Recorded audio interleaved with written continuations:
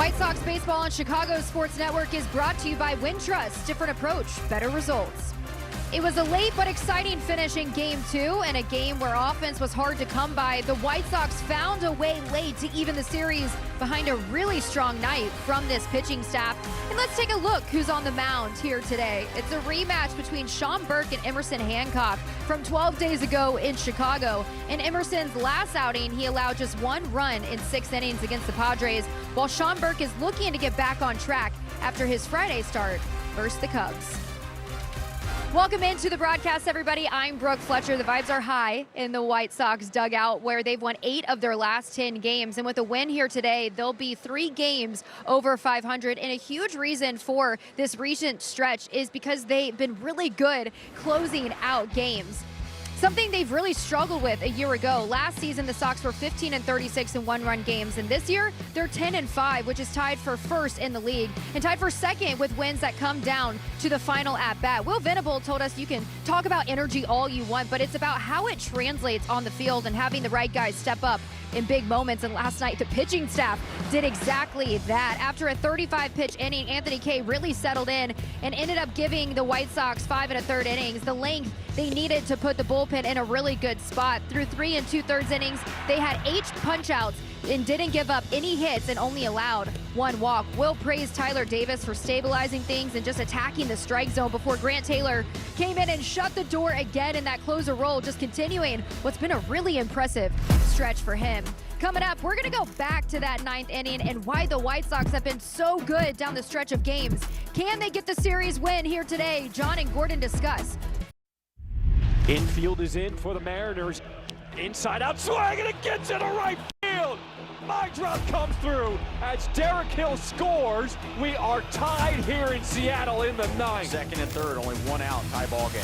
And the infield stays in, and it goes off the glove of Naylor. White Sox take their first lead of the night here in the 9th. What a comeback by the White Sox. And now Grant Taylor is a strike away, closing out this ball game. 1-2 pitch from Taylor. Yeah, buddy! White Sox come from behind in the 9th and take game 2 of this series 2-1 over the Mariners. What a performance by Chase Smydroth and company, getting the win late. And now a chance to win this series in the finale against the Seattle Mariners here in T-Mobile Park. The White Sox have been hitting so many home runs as of late. But last night, a little different, finding a different way to win a game, and it was a fun one to watch. What is up, everybody? Welcome inside the booth alongside Gordon Beckham. I'm John Schriffen. All right, let's go back to that 9th inning last night. The White Sox down 1-0. They had just 2 hits going into the 9th, finding a way to get the win. Yeah, also no hit through 5 innings, just those 2 hits before the 9th, and then a walk and a hit by pitch set the stage for Chase Smydroth, staying through the baseball, going the other way and finding a hole. A very low expected batting average right there, and Benintendi follows that up with a hard hit baseball that Naylor could not corral. The boys were doing it. It was unbelievable to see what they did, especially after no success early. They found a way. All right, the pitching matchup on the mound here today. Sean Burke goes against Emerson Hancock.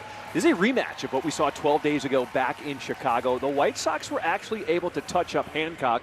How do they do that again here today? Yeah, more of the same, right? But Hancock knows that this offense is very good, and he talked to me before the game, the first day out here. He really recognizes that this offense for the White Sox is different than in years past, and he's got an incredible fastball, 4-seam and sinker, but he really relies on that sweeper. Only a 6% hard hit rate against that pitch. We'll see how that fares today in the Pacific Northwest. White Sox have an off day tomorrow. The game plan today, empty the tank and do whatever you need to do to get this series win. Operated. Manny's is Chicago since 1942.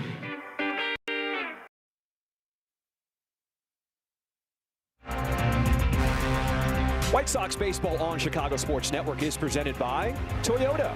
Visit your local Chicagoland Toyota dealer or toyota.com today. Let's go places. By Davis Law Firm, your Chicago lawyer.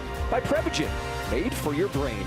And by Wintrust. Different approach, better results. That's Wintrust. Visit wintrust.com/here to learn more.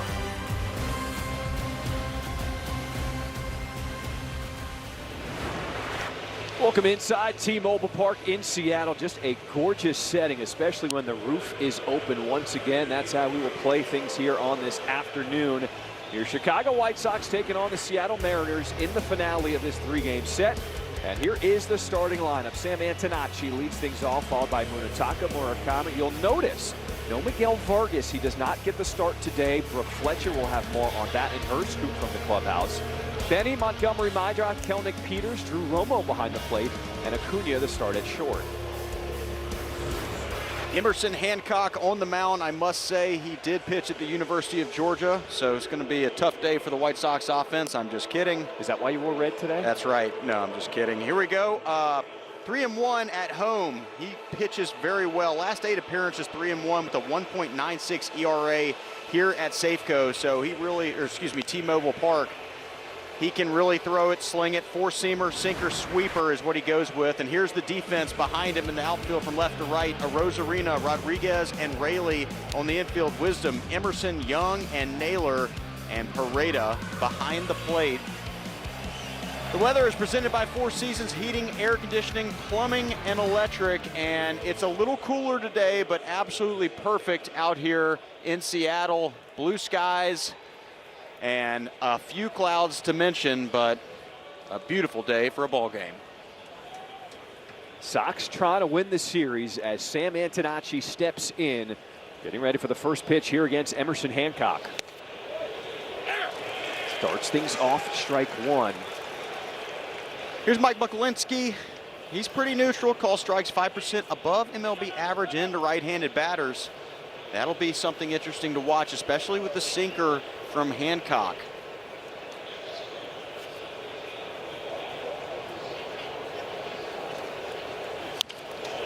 That one up the middle. It is Emerson again getting the start at short. And he makes the play to start this ball game. It's interesting for the White Sox. They faced Wu in the opener. They faced Miller last night, and now Emerson Hancock. Three very similar type pitchers where they're going to give you some velocity, lean on the fastball. How does that help if you're a hitter in terms of your attack facing a similar pitcher all 3 games? It does help that they all lean on their fastball, but it's just a reminder to get on it. Get on that fastball and stay on it. Now, the problem with that is we've seen a lot more off speed from this staff than normally they throw. They throw generally more fastballs, but I think with the way that the White Sox lead the yard, they are trying to stay out of the center of the plate with that heater and go with more off speed to keep them off. Last time the White Sox saw Hancock, he gave up 5 runs in 6 innings. That was in Chicago, but he did pick up the win as the Mariners won that game 12-8.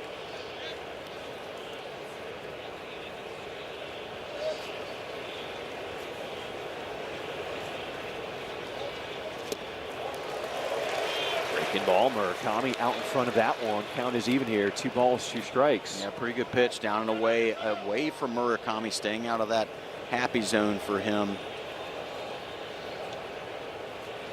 17 home runs for Murakami, second in Major League Baseball. And this one a tapper in front of the plate. Pareda fields, throws to first. And there's 2 away to start this game.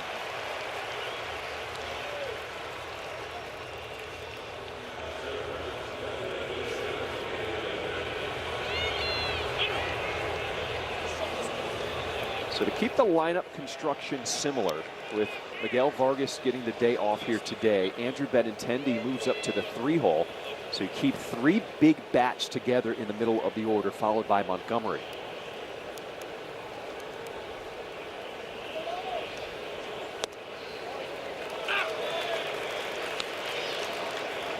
And it was huge last night.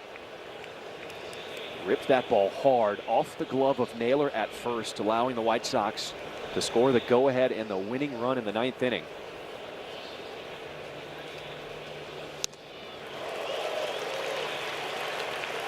And that's the heater we're talking about from Emerson Hancock. Yeah, it has some really good run away from Benintendi. You could tell by his swing that movement got him. Maybe Benintendi's thinking a little bit more pull, especially with that sinker. Got to find a way to go the opposite field.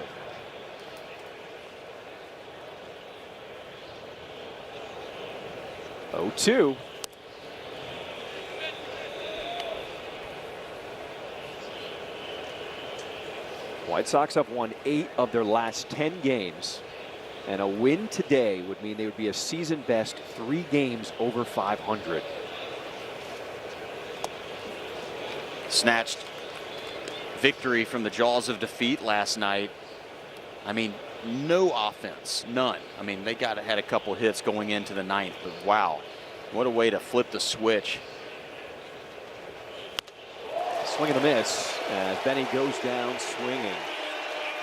White Sox go down in order. When we come back, Sean Burke to the bump as he faced these Mariners recently. The next round of omelets is on me, fellas.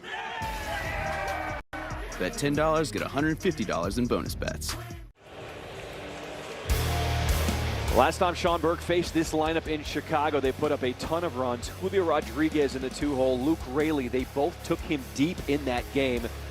So let's see how this Mariners lineup plays today here in the finale. Aforementioned Sean Burke on the mound for the 10th time so far this year. That ERA has ballooned after the last 2 times out. He just hasn't looked as sharp as he did early in the season. Let's see if he gets back into form today. There's his arsenal, 4-seam knuckle curve. Slider and sinker dominate that arsenal.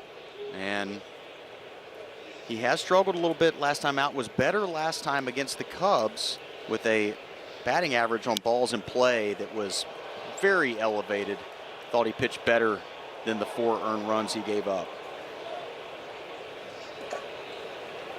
Key for Burke is establishing that first pitch strike, getting ahead as he's doing here against the leadoff hitter Cole Young. 0-2.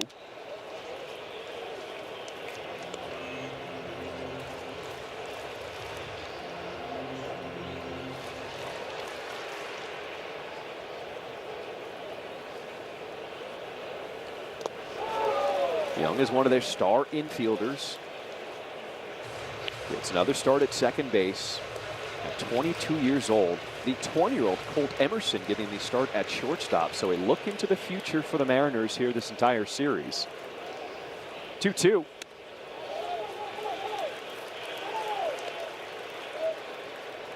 These are the moments where Burke has tried to focus on. You get ahead of a guy 0-2. He does not want to lose him now with a full count. Fastball down and a walk to start this bottom of the first. Well, the Mariners are now 50 games into their season, and Dan Wilson was asked about just kind of the state of his team right now. He said, we got some starting pitchers starting to get healthy, and offensively we have games here or there. We just have not put it together collectively in a stretch. That's what he is looking for from his squad. And he said the focus in this finale of the series, stick to the game plan, what worked in Chicago against Sean Burke. Is it as easy as that for a lineup, if you've had success 12 days ago, to do it again against the same starting pitcher? Well, you don't know how Burke's going to come out and attack this time. Just because it worked last time doesn't necessarily mean Burke's going to do exactly what he did last time or where he's going to focus. This one is popped up into shallow right field as Kelenic comes in to make the grab. 1 down. So I would say no, it's not that easy. And Burke's going to find a way to make an adjustment. He's got to, right? Last 2 times out has not thrown very well. So I've got to imagine that he and Zach Bove have been talking about what he can do a little bit better, how to get back into that sharpness that we saw from him in San Diego, where he was excellent. Josh Naylor is 3 for 7 this series against the White Sox. As pokes that one foul out of play. In his last 10 games against the White Sox, I mean, unreal numbers, hitting .485, 4 home runs, and 12 runs batted in his last 10. I was just about to say, as long as we can keep him inside the yard, we'll be okay. Runner goes, throw down from Romo, and got him. Nicely done from Drew Romo behind the plate as he catches Cole Young trying to take second. Nice throw by Romo. This is almost a pitch out where this ball ends up. You see it just up. Great pitch to throw on by Romo, and he throws a strike down to Acuna, who puts the tag on Young. Very nicely done.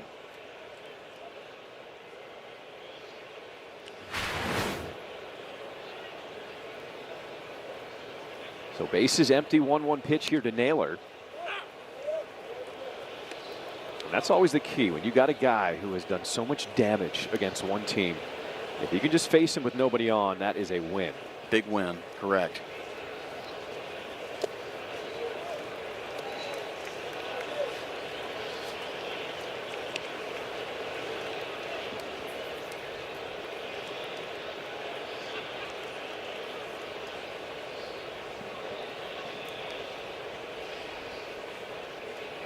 Two balls, two strikes. The pitch from Burke. Strike three called, and a challenge from Naylor.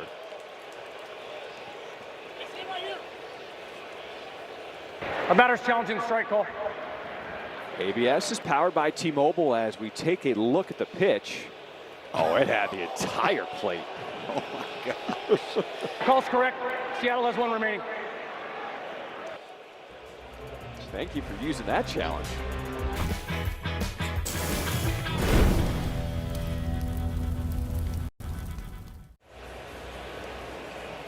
Welcome back. Top of the second we go. This half inning is brought to you by Wintrust.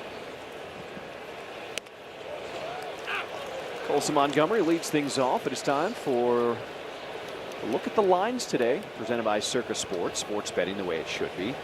Home run numbers for Murakami, Montgomery, and Kelnick. Who are you going with today? Look at Kelnick dropping in, right? Against his old team. Gosh, I want to go with Kelnick. Okay. Why not? I didn't expect to see him down there, and all of a sudden, it's like somebody's telling me, sprinkle a little bit on him. Plus 575. You're going Good with value juice. play. Good juice. Just off the edge. Ball two missing to Colson Montgomery. It's been kind of crazy to not see the ball go out of the yard, right? This is not an easy place to get it out. I spoke to Bryce Miller, who was the starter yesterday for the Mariners. And just his second start of the season, he was outstanding. Only gave up one hit in 5 2/3 against the White Sox, striking out 7. And he said, the ball doesn't seem to carry out here, especially early in the season with the cool crisp in the air. As Montgomery walks to start this second inning. That Sox walk is brought to you by IDOT. You drive, you text, you pay. It's not a game. And he said pitchers taking the mound, they know that, and it gives them a little more confidence. And Bryce Miller felt like he could be a little more aggressive and go after some spots to attack the White Sox hitters last night. And he used to be bigger. That's the crazy part. Out there to deep left center. They brought that fence in to make it easier and attract more hitters. But Miller was very complimentary of the White Sox lineup. He said this is a very different team than the team that he has faced in the past. He said even the way the lineup is constructed, you got guys like Antonacci and Maidroff here, sandwiching in between the big three power hitters. These two are contact players, and then the guys in the middle can go deep, so you really have to be careful with this lineup. Yeah, I called it an ice cream sandwich before the game. Maybe I was just getting excited for some soft serve, but it is an interesting way to look at it because you have contact, power, contact right now in the lineup. It's a different dynamic. You have to shift as the pitcher. You have to change what you're doing based on the different types of hitters, and that's true anywhere, but White Sox have been doing it well early on this season. Maidroff taking all the way in a 4-pitch walk, back-to-back walks to start this second. Let's go to Brooke. All right, you guys were talking about the big three. Well, I have an update on Miguel Vargas after getting hit by a pitch last night. He took some x-rays, MRIs. They all came back negative, which is a great sign. He's not in the lineup here today, but Will Venable told me he was already due for an off day, so they're just letting him rest. He got his treatment, but he could potentially be available off the bench in a pitch hit situation if necessary. I did talk to Miguel before the game. I took a look at that palm. It's that right palm, you guys. It's a little bit bruised. He admitted that in this situation and in that moment, it felt worse than what it actually was, but he woke up today. He said he feels great. He's ready for his guys and cheering them on to get a series win here today, guys. That is a huge break for the White Sox, that there's no structural damage to his hand, and this is what happened last night.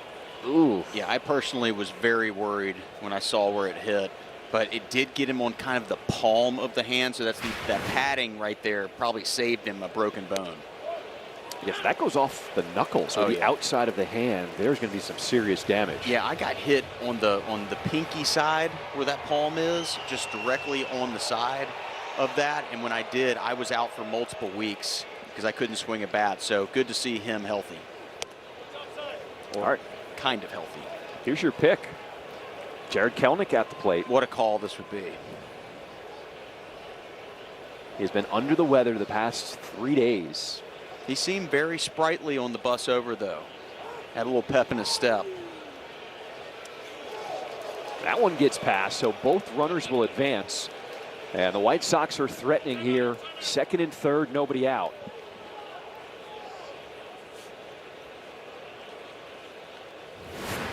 Hancock's all of a sudden lost the feel of the strike zone. I can't believe this didn't hit Kelenic. Good job moving out of the way. Like I said, he's feeling a little bit pep in his step, and it shows right there. Getting out of the way of that one. Now he's got a great opportunity.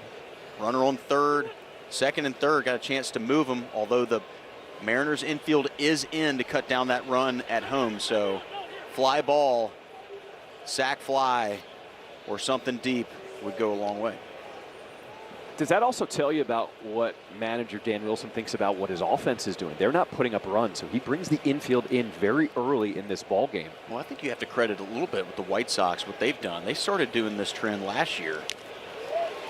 Just saying the runs early in the game are just more important. You might get later in the game and you might be down 3 or 4 runs and that run's not as important. But if you tried to cut it down early in the game and you were able to do that, that keeps those 3 or 4 runs that could have accumulated down a little bit less, and you're still in the ball game.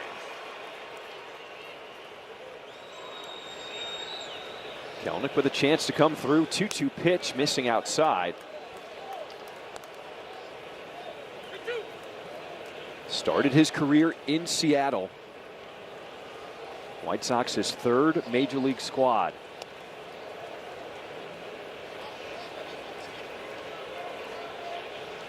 Here's the payoff. Late swing, and it rolls foul. Just missed a double. Almost went right over the third base bag. I like that from him, though. It might have been late, but he let that ball travel a little bit. I think he's been a little bit too loose early in this series. Maybe that straightens him up a little bit. Outside, ball 4, and the bases are loaded. 3 straight walks to start this second inning. Did not see this coming after the first. Hancock was rolling. As you see, walks this season versus the White Sox, 6 of them in 7 innings pitched. All other opponents, 7 over 47 and 2/3. Huge opportunity for the White Sox to get out front early. Hottest bat in the lineup is Tristan Peters right now. Over his last 26 games, hitting .290, 7 extra base hits, and 11 runs batted in. He is not just a bunter anymore.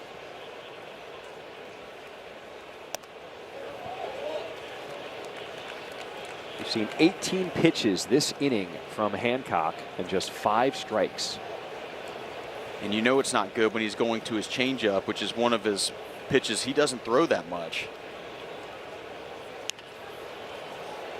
Peters lifts this in the air, and it's going to land in foul territory, strike 2. Yeah, he's used changeup. That was a cutter, but he's used changeup only 5% this year. So it shows when a guy starts going to his 4th or 5th pitch, it means he doesn't have great feel for his first 2 or 3 pitches that he throws more often, so he's got to try to figure out something else. He's on the ropes right now. See if the White Sox can knock him out. 1-2.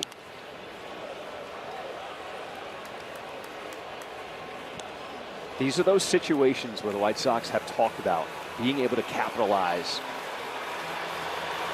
early in a game, taking advantage of a starting pitcher when they're not as sharp.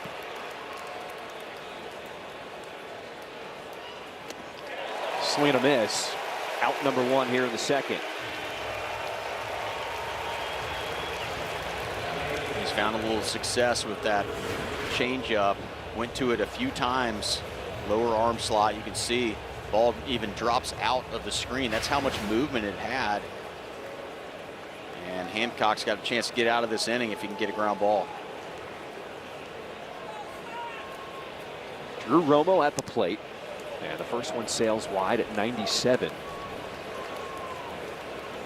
You can tell Hancock, he is just searching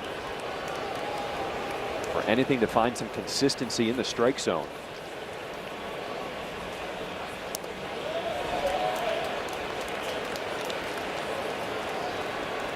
When you got a pitcher spraying it like he is right now, does that change your approach at the plate? Unfortunately, yes. If he's not finding anywhere near the zone, you can't sit on any one pitch. That means you just got to really box him up middle of the zone, okay? Middle of the strike zone, middle of the plate.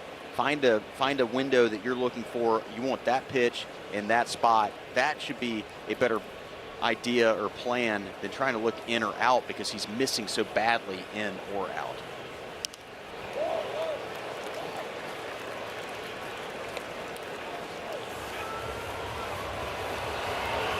Drew Romo starting 2 of the 3 games behind the plate in this series against the Mariners.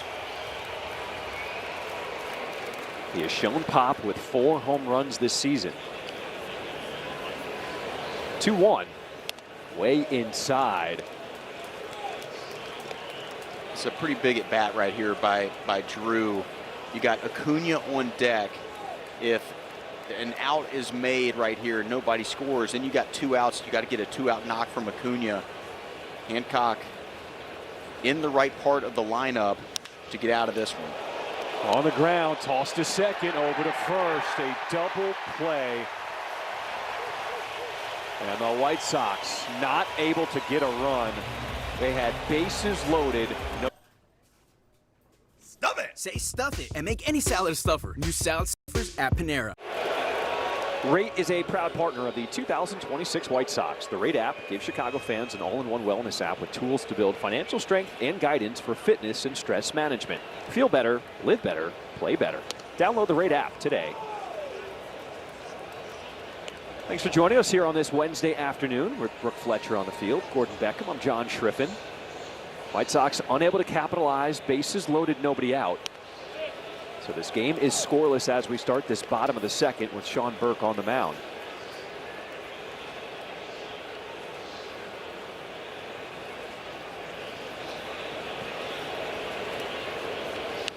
And Randy Arozarena will get hit again in this series as he is clearly not happy about that one. That one seemed to sting a little bit. See where it got Randy. Right on the padding, so that's a positive.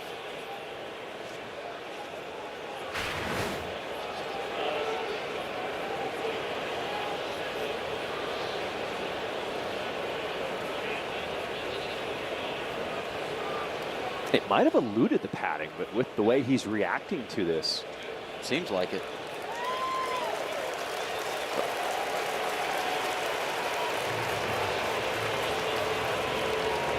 Looking for his helmet. Somebody took it.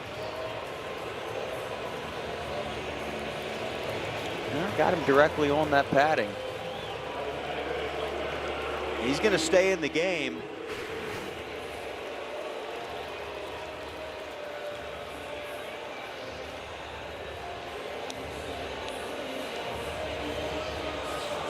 Sometimes you need to be mindful of him taking off early, acting like I'm hurt, and then all of a sudden, first pitch, he's gone. Oh, you think he's playing possum potentially? Potentially. Okay. It's a smart play, honestly.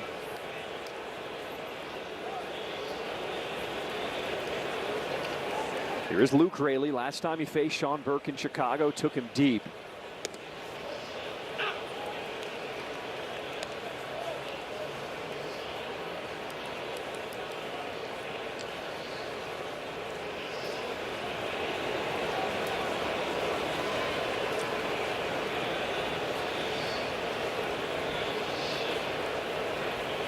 There goes Arozarena, breaking ball, throw down to second. Well, Gordon, you might have called it. It's almost like I played this game a little bit, John. Randy Arozarena can still run. He's a big bat, but he can also motor, and he gets a great jump. Breaking pitch, so he had a little bit more time, and in there easy at second base.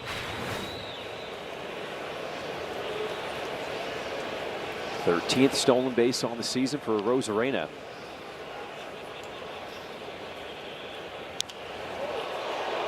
Lifted in the air. The shallow right center field as Kelnick comes in to make the catch. And let's go to Brooke. Guys, it's time for a little news and notes, starting with Jacob Wizarowski. He has been lights out for Milwaukee over his last 4 starts. He's gone 24 in the 3rd innings without allowing a run while striking out 37. Pretty impressive stuff. The Nationals have been making things interesting late. They recorded their 2nd comeback win after trailing by 5 runs in the last 7 days. And Richie Palacios got the green light in a big spot for Tampa. Swinging on a 3-0 count, he drove in the go-ahead run in the Rays' 5-3 win over the Orioles, guys.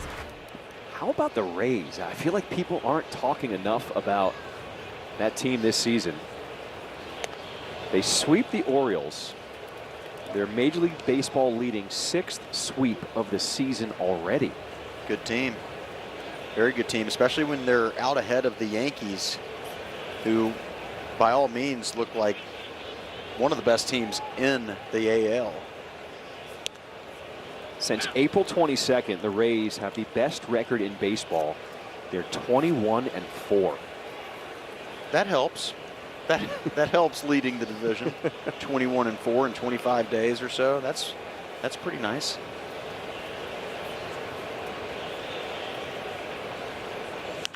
Breaking ball hit hard, and that's a fair ball down the right field line. Arozarena rounds 3rd. He will score easily as Kelnick gets it out of the corner. An RBI double for Dominic Canzone. And the Mariners strike first, 1-0 here in the 2nd.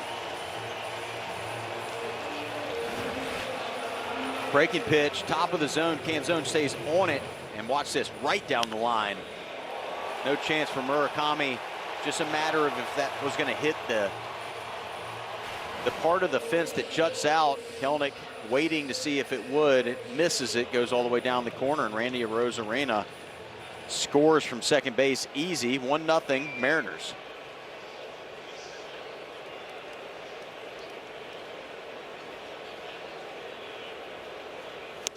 In between innings, we were talking about the White Sox, that bases loaded, nobody out situation. It felt like a huge miss to not come up with a run in that situation. Yeah, it's also a huge boost to the Mariners, who get out of that situation, and then they add insult to injury by putting a run on the board in the bottom of the inning. Good breaking ball from Burke as Wisdom swings over the top of that one. 0-2.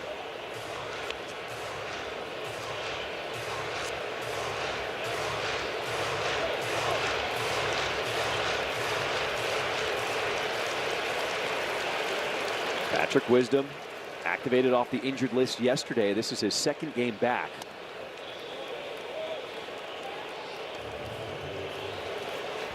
As the Mariners are trying some different infield alignment.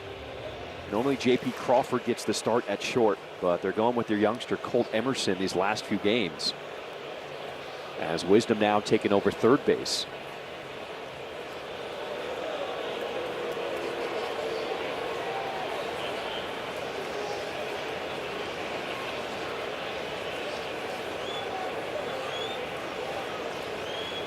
One away here in the 2nd inning for Sean Burke.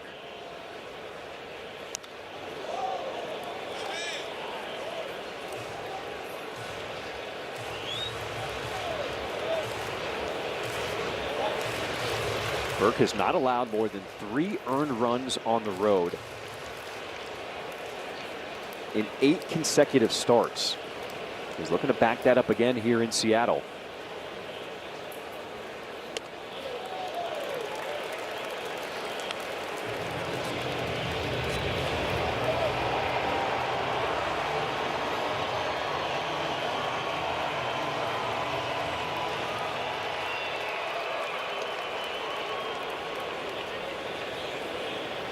Two balls, 2 strikes.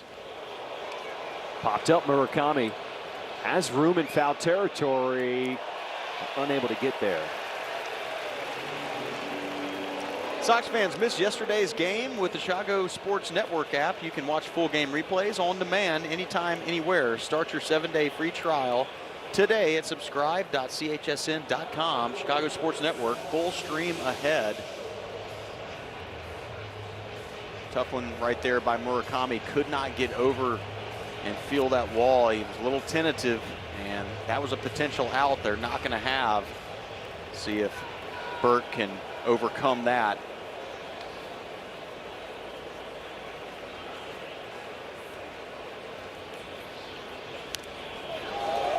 As a fielder, once you feel the difference in the playing surface, when you go from the grass to the warning track, how many steps do you know in your mind you still have? Generally 2.5 is the way, but every warning track is different. So it's one of those things when you get to a new stadium or you get the stadium again, you remember and go over there and look at how many steps you probably have. It's generally 1 or 2, depending on where you hit. Hit that dirt for the first time. Because you're going after that ball. You're keeping your eye on the ball the entire time, and you're relying on your instincts and your feeling. Well, the instincts from Murakami right there were actually okay. Generally, the ball comes back to the playing surface. That did not happen here because I think you can see the wind coming from left to right. I think the wind pushed that a little bit more than he's expecting. Sean Burke makes up for it, gets the strikeout. There's 2 down here in this second. Burt gasses him up. There's the grip. 4-seam fastball. Here it is. And there it goes. Second K of the day for Burke. He's got 2 outs here. And Canzone on second base.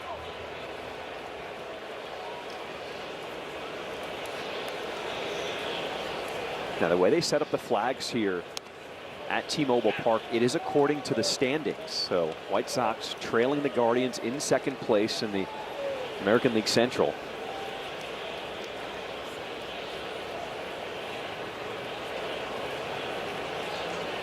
Here is the 20-year-old rookie, Colt Emerson. Offers at that one.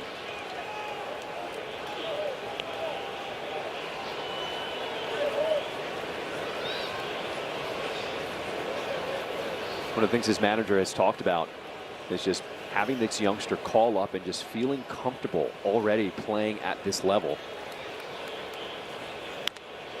And he really credited a lot of the guys in the clubhouse for the Mariners of just making him feel comfortable, allowing him to be himself, doesn't have to be too much, even though he is getting another start at shortstop today.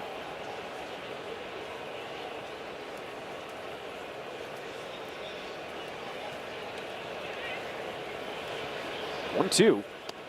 Breaking ball, got him looking. Back-to-back punch outs for Sean Burke. He's got 3 so far today. What exists in their neighborhood. That is the spirit behind our cafe.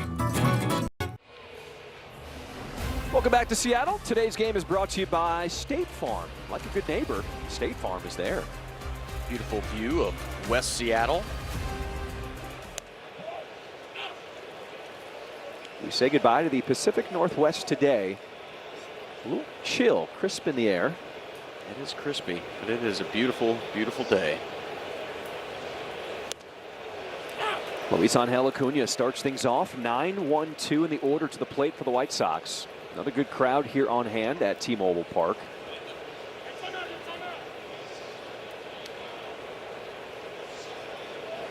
So with Vargas getting the day off, a little shift on the infield. Montgomery to third, and Acuna gets the start at shortstop today.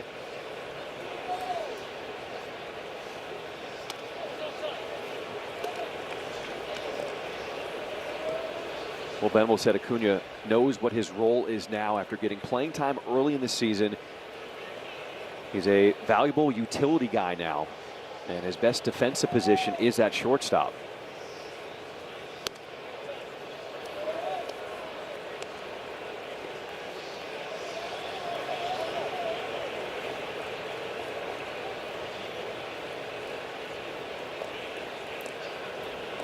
Two. In there, called strike 3. Top of the third of this half inning is brought to you by Hyundai.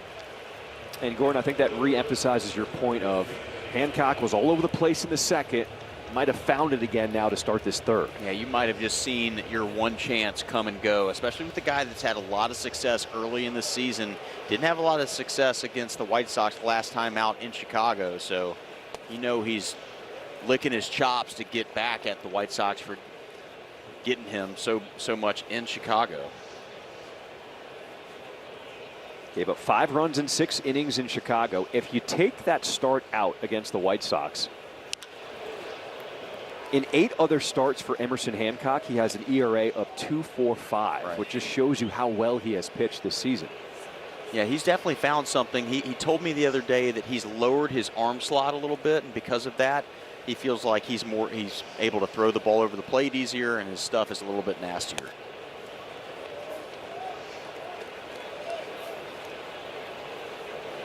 Antonacci grounded out to start this game. Steps in with 1 down here in this 3rd inning. And slices that one into left field. Finds the gap as he takes the big turn at first. Love this swing from Sam, not trying to do too much. Allows that ball to travel middle of the plate. He just stays right on it. Knocks it through the left side. Vacated by the shortstop, who was playing right up the middle. So the first hit of the day for the White Sox goes to Antonacci. And a runner on for the big bat, Munetaka Murakami.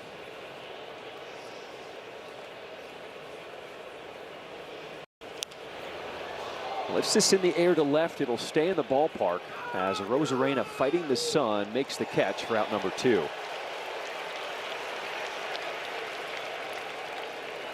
Today's game is brought to you by Marquette Bank. Marquette Bank is Chicagoland's trusted neighborhood bank and home lender. Level up your banking with Marquette Bank at emarquettebank.com. Marquette Bank. Love where you bank.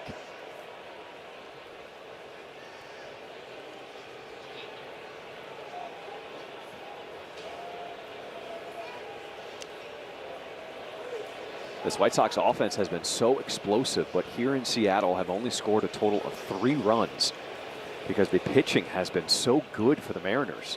Yeah, and credit the White Sox staff yesterday for what they did, keeping the offense in that game all the way to the end. Finally, the offense has found a way to break through.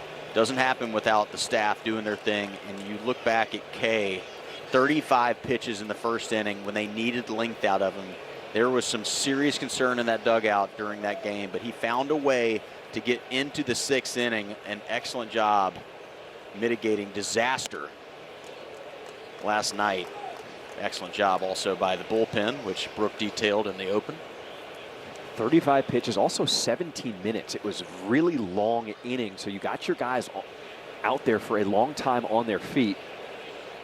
But Kay did a nice job to go 5 1/3.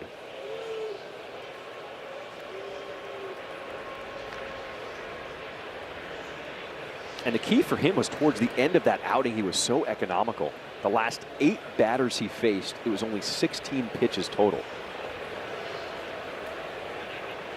Antonacci getting a good lead at first as that one falls in, strike 1. Brooke? About Anthony Kay there, you know, he told me, I said, what was going through your mind after that first inning? He said, I came back in the dugout and, you know, I put the pressure on myself in that first inning. He said, I had to turn the page. I had to hit the reset button. But he talked about the sweeper. He said, I learned that I had to get away from that. He said he had to go to the 2-seamer, the 4-seamer, and that's where he really felt like he had a lot of success the rest of the way, guys. A lot of credit to Kay. I mean, he did his thing. He made the adjustment which was necessary. The bullpen had been taxed, and he kept the White Sox in the game long enough as Antonacci takes off and the pitch is fouled away.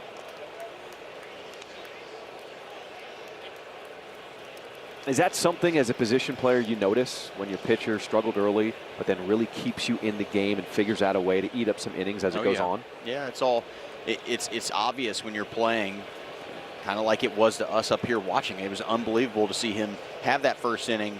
We're all thinking, uh-oh, it's not going to be a great day, and he finds a way.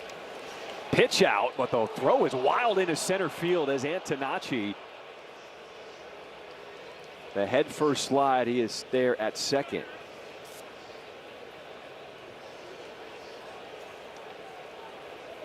I think Sam thought he had to make a slide to avoid a tag.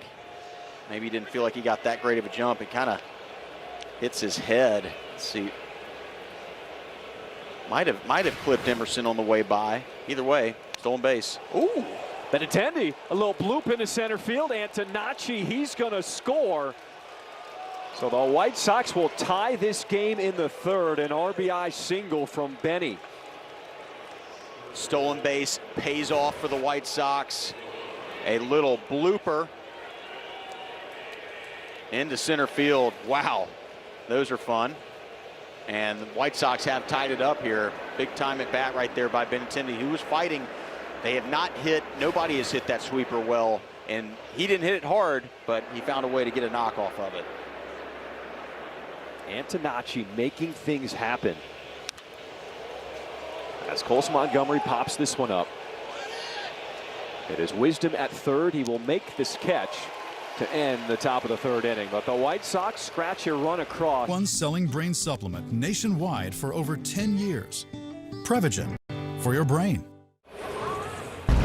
It's time for a little Know Your Sox with White Sox pitching coach Zach Bove. His favorite fast food, he said the family tries to eat pretty healthy, so he's usually going Chipotle or Cava Bowls with the occasional Chick-fil-A mixed in. His favorite non-baseball memory was making the regional final his senior year of high school, the first time in school history. He said nobody saw that coming. And outside of baseball, he's really into jiu-jitsu. He's been doing it for 9 years and is now a purple belt. So he said it taught him how to stay calm and work through uncomfortable situations under pressure. But maybe I should take up some jiu-jitsu. Have you guys gotten into that? Wait, I did not know he was a jiu-jitsu guy. I got a UFC BJJ event tomorrow in Las Vegas. I cover jiu-jitsu. Whoa. We're going to have to rap about that a little bit. Wow, okay. Maybe y'all should get in the ring together, the octagon, spar a little bit. Get on the mat, roll and Gordon around a and I little will bit. call it. Yeah, we'll call it. Brooke, that is a really good find. I did not know that about Zach. He is a really bright guy, and he has really helped out this pitching staff. We've talked about what Anthony Kay has done. It was Zach Bove, his suggestion that Kay move over to that first base side of the rubber. In these last 4 outings, we have seen he has had much better results, specifically against righties, with that new angle of attack. Yeah, he's done a much better job. As we talked about and detailed yesterday, that angle coming into righties with that fastball, generally helpful, creates a little bit of nuance as opposed to that fastball coming in a little bit straighter and staying on plane on the inside part of the plate. 40 pitches now for today's starters, Sean Burke. I think we're going to get my 2 sons into jiu-jitsu. The young one's got some anger issues. In the air, right center field, as Peters calls for it. 1 down here in this bottom of the third. You get 1 ticket plus a free meal. Grab your family and head to the ballpark with a family pack starting at $21 for select game. Each ticket purchase includes a hot dog, a drink, chips, and a cookie. For tickets, visit whitesox.com/family. I think any sport, but especially martial arts, really good for young kids in terms of getting out some energy, learning discipline. This one is hit hard into the gap and just past the reach of a diving Kelnick. So Cole Young, he will have a 1-out double in the third inning. Great effort by Kelnick out in right center field. I thought he was going to get there. Ball's hit hard by Young. But this ball was tracking right towards Kelnick's glove. Watch how close he was to this one. And you see it right at the end. It almost looks like it knuckles away from him a little bit, just out of the outstretched reach of him. And a good job by Peters to back him up and make sure it was only a double.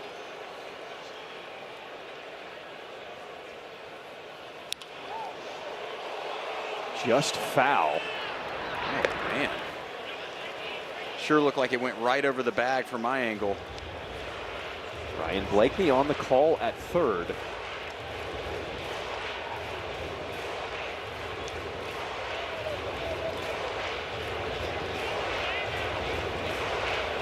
It's one you want for if you're a White Sox defender. It's like, okay, Julio's up.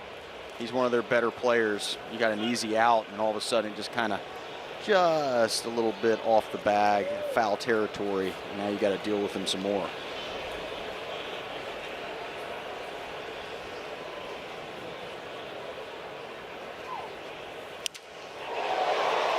To center field. Peters lining it up, makes the grab for out number 2. That'll bring up Josh Naylor with a runner on at second base.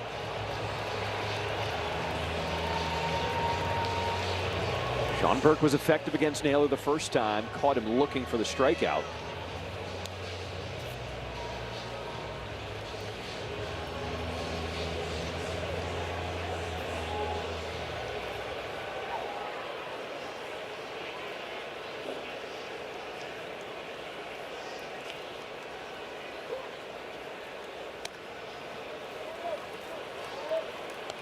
Burke, when he faced the Mariners back in Chicago 12 days ago, gave up 6 runs in 4 1/3, taking the loss in that ball game.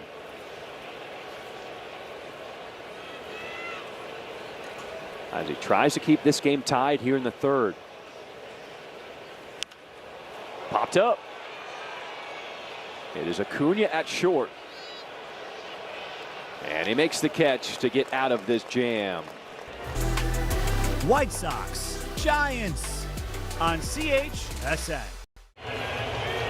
Join us at the ballpark on Memorial Day, May 25th, as the White Sox take on the Twins at 1:10 p.m. 10,000 fans at the ballpark will receive this, a Chase Mydroth bobblehead presented by the Village of Bedford Park. To purchase tickets and prepaid parking, visit whitesox.com/promos. Top of the 4th we go. This half inning is brought to you by Toyota. Tied at 1 with Chase Mydroth leading things off. 5, 6, 7 in the order coming to the plate.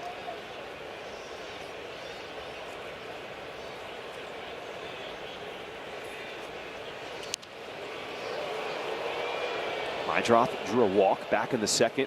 One of 3 straight walks to load the bases.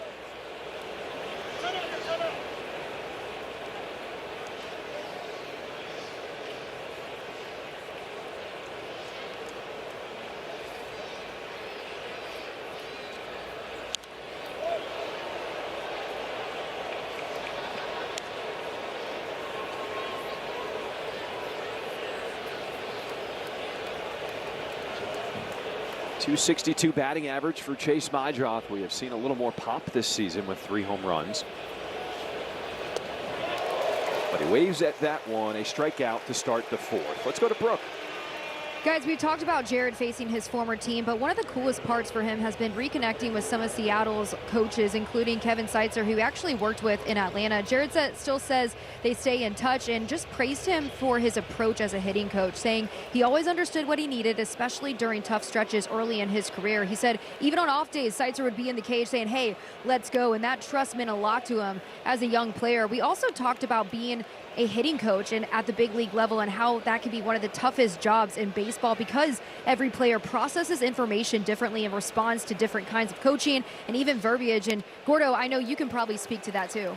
Yeah, Kevin Seitzer is a guy that was in Atlanta when I played there, and I really liked Seitzer because he was real big on approach, not necessarily mechanics. He was thinking, all right, what do you have to get ready to do to implement your approach? So he finally was able to force me to work on that, and all I would try to do is hit a 1-hop line drive at the second base, and that got me into a good position. That was my approach, and then all of a sudden some good things happened because I was married to that approach versus just kind of all over the place just trying to seek a hit.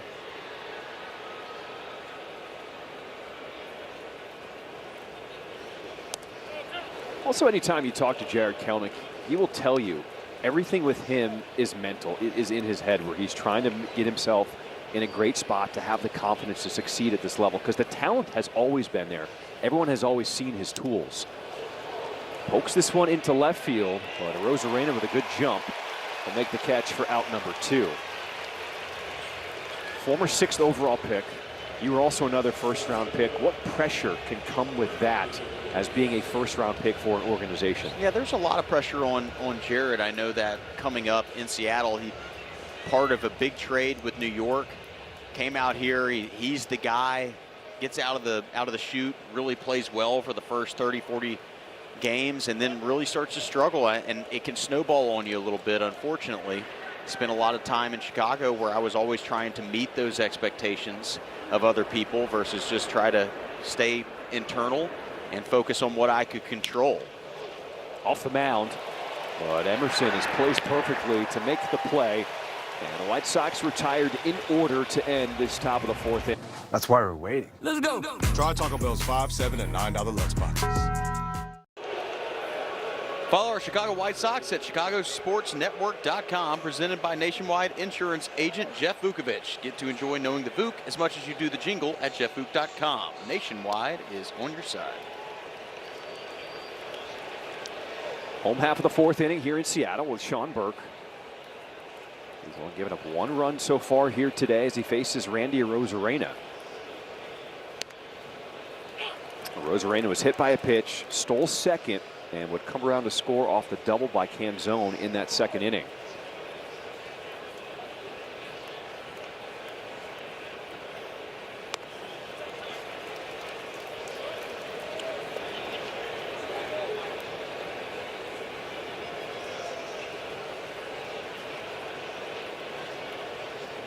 '50th pitch in the game here for Burke.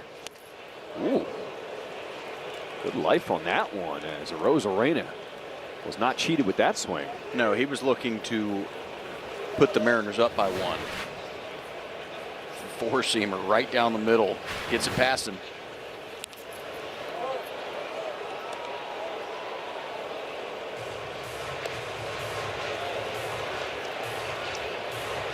Freddie Rosarena, 31 years old now, originally from Cuba.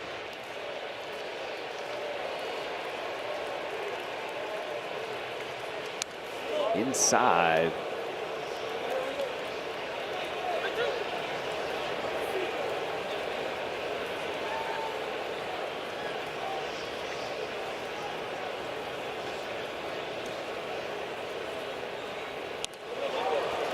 And he will walk to start this bottom of the 4th. This half inning is brought to you by Davis Law.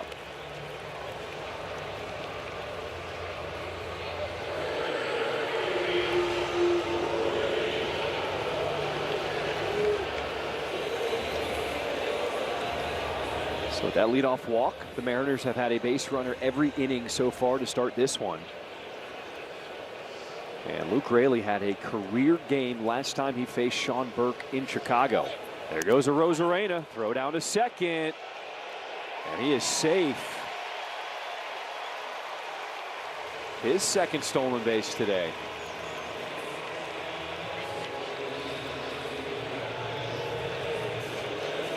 Got another good jump. Looks like they're going to take a look at it. Wow. Ooh. What a tag by Acuna. Not sure what the holdup is.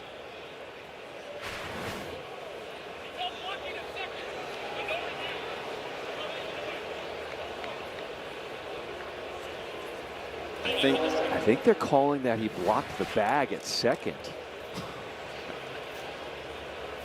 Are you serious? I thought that's what I heard from Trip Gibson, who is the crew chief at second.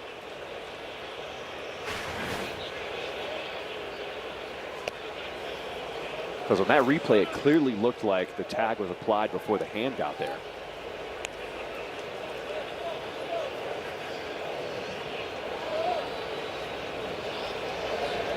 We're going to need an explanation on that one, John, because clearly it has to be something else, because he had an easy path to the bag. A lot of these calls this series, I feel like, have gone against the White Sox, and like I said, we're going to need to get an explanation.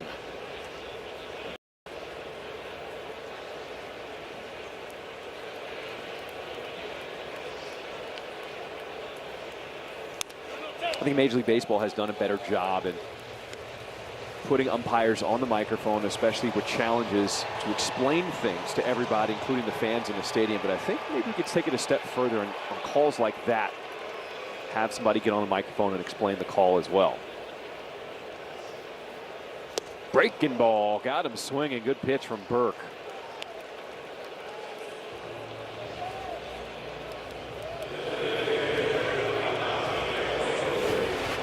Burke with a breaking pitch. You see it, 12-6 curveball just under the bat of Raley. Nice pitch.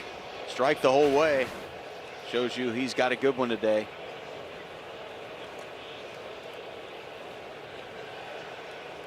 Dominic Canzone drove in the only run of the game for the Mariners. Burke starts him with a breaking ball, missing ball 1.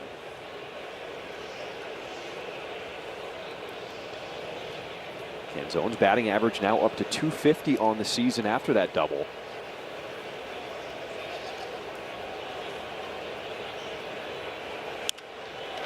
It is gloved by Burke.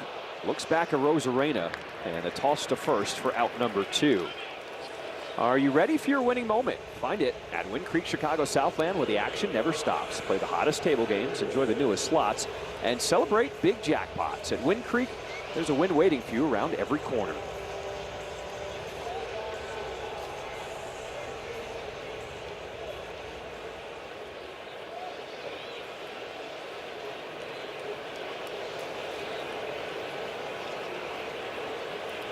Third baseman Patrick Wisdom 0 for 1, but he rips that one down the left field line. Rosarena, he will score for the second time today. The RBI double from Wisdom gives the Mariners a 2-1 lead here in the fourth. Another breaking ball to the Mariners hitters, and Wisdom all over it. Looks like the cutter, and just kind of spins in the middle of the plate. Not a lot of movement away from Wisdom, and he smacks it down the left field line. Rosarena scoring for the second time, and it's 2-1 Mariners. Third hit that Burke has given up today, and all 3 hits have been doubles by the Mariners. Emerson drives this one down the line, but foul.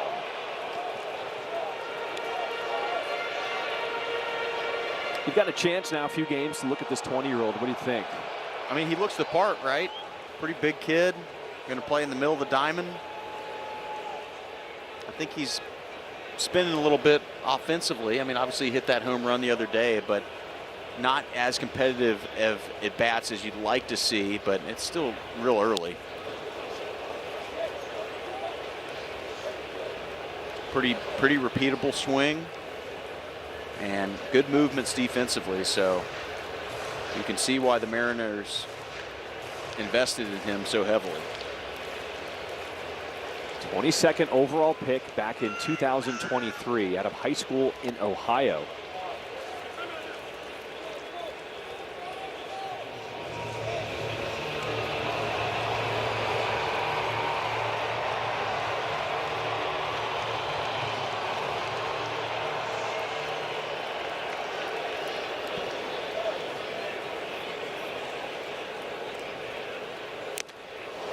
Fastball sticks in the glove. Another strikeout for Burke.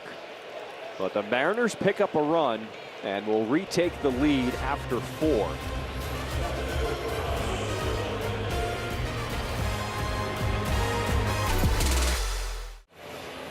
The lights stay on this Friday night after the final out. Stick around for Late Night with Chuck and Ozzy, your West Coast postgame show featuring special guest Kevin Bozeman. From Final Out to Final Thoughts, stream it live on CHSN app, Chicago Sports Network. Full stream ahead. I think that's going to be the last Late Night with Chuck and Ozzy, so better tune in. I don't think there's another day for it this year. Last West Coast swing. Yep. After today, the day off tomorrow, then 3 more over the weekend with the San Francisco Giants, as that first one missing here to Drew Romo. Another low-scoring affair. This one popped up behind the plate, out of play. Top of the 5th, this half inning is brought to you by St. Xavier University.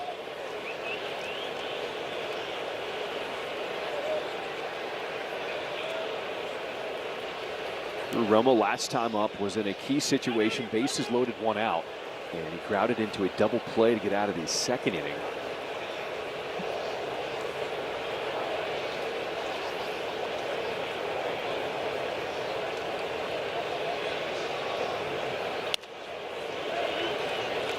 If this game does get away from the White Sox, they're going to look back at that second as a huge opportunity that they weren't able to cash in on.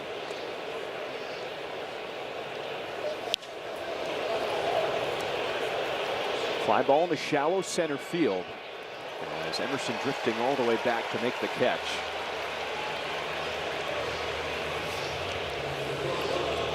Shows the confidence of the 20-year-old, having no fear, drifting all the way out to center field to make that grab. That was a good play. Went a long way for it. Kind of expected Rodriguez to handle that one with no problem, but I don't know if Rodriguez didn't see it or if it, because of the way where the sun is right now, it's kind of right over. Liner to center, and it's going to fall in front of Rodriguez. So the speedy Acuna will get on with 1 down. Nice swing by Luis Angel right here. Takes a big hack at it. Gets this ball to fall. Line drive back up the middle. Pretty good job by Rodriguez to not make that worse than it was. That ball gets past and could be in the park territory.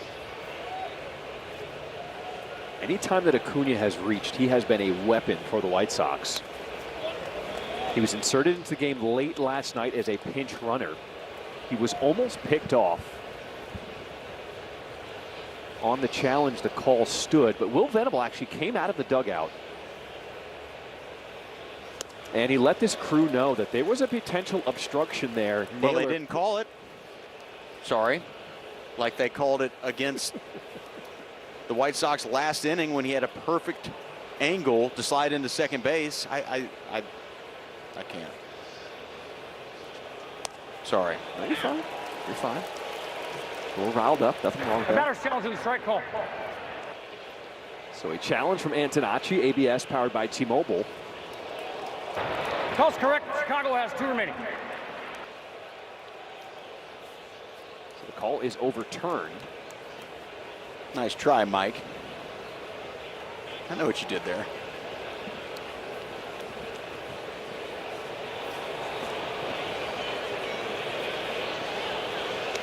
Now, the potential obstruction did not come into play late in the game, but Will Venable did want to come out and just let the crew know that he did see it on that play if this call potentially was going to be overturned. Well, it's not reviewable. That's right, the problem. That was the issue. That's the problem. And then to make that call today, I don't see it. I'm sure we'll go back to it at some point, but that's a huge run in a rubber match for a couple teams have really good pitching staffs. I don't see it. Look, he's got a perfect angle. I mean, Antonacci rips this one to center, and once again it falls in front of Rodriguez. So back-to-back singles into center field, and the White Sox have something brewing in the 5th. Sam with his second hit of the day, doing a really good job staying inside that baseball. Love his swing and approach.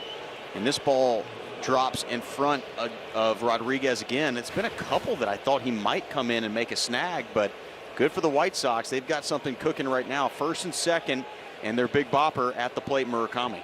There may be something to your point of the sun where he's just not picking it up as sharply off the bat. Potentially, yeah. The higher it goes, the harder it's going to be to find. You can see where their shadows are. The shadows are basically right above or right below them. So when they look up and a little bit down the right field line, that's when they're looking directly into the sun.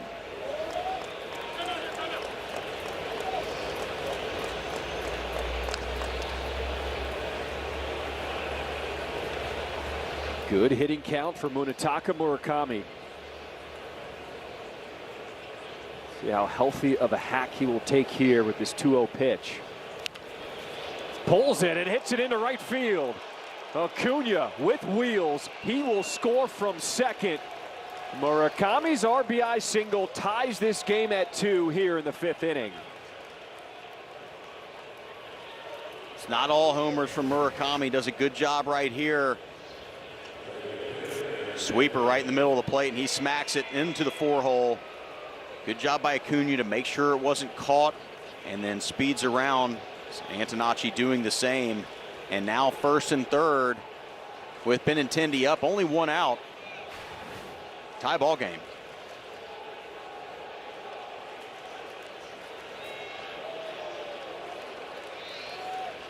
So Hancock steps off, goes the rosin bag as he gets a little time to regroup.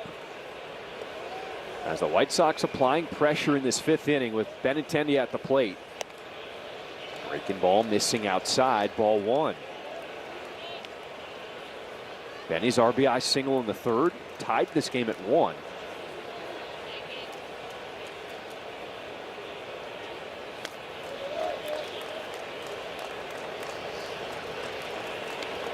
What do you thought about the approach the White Sox hitters have taken against Hancock so far today? I think it's been fine. I think Hancock has done a pretty good job to stay out of the middle of the plate and off the barrel. Nobody's really squared him up too hard. They're starting to take some better hacks at him, though. Might be seeing the ball a little bit better out of his hand. Pitch count starting to get up there for Hancock.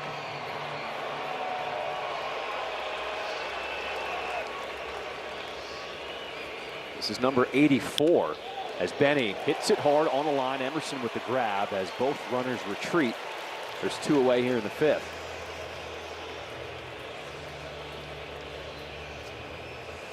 Benintendi smokes this one. Anywhere else and it's a base hit. Unfortunately, he knuckles it right back to the shortstop, Emerson, and still first and third. Now 2 outs. Hang with him though for Benintendi.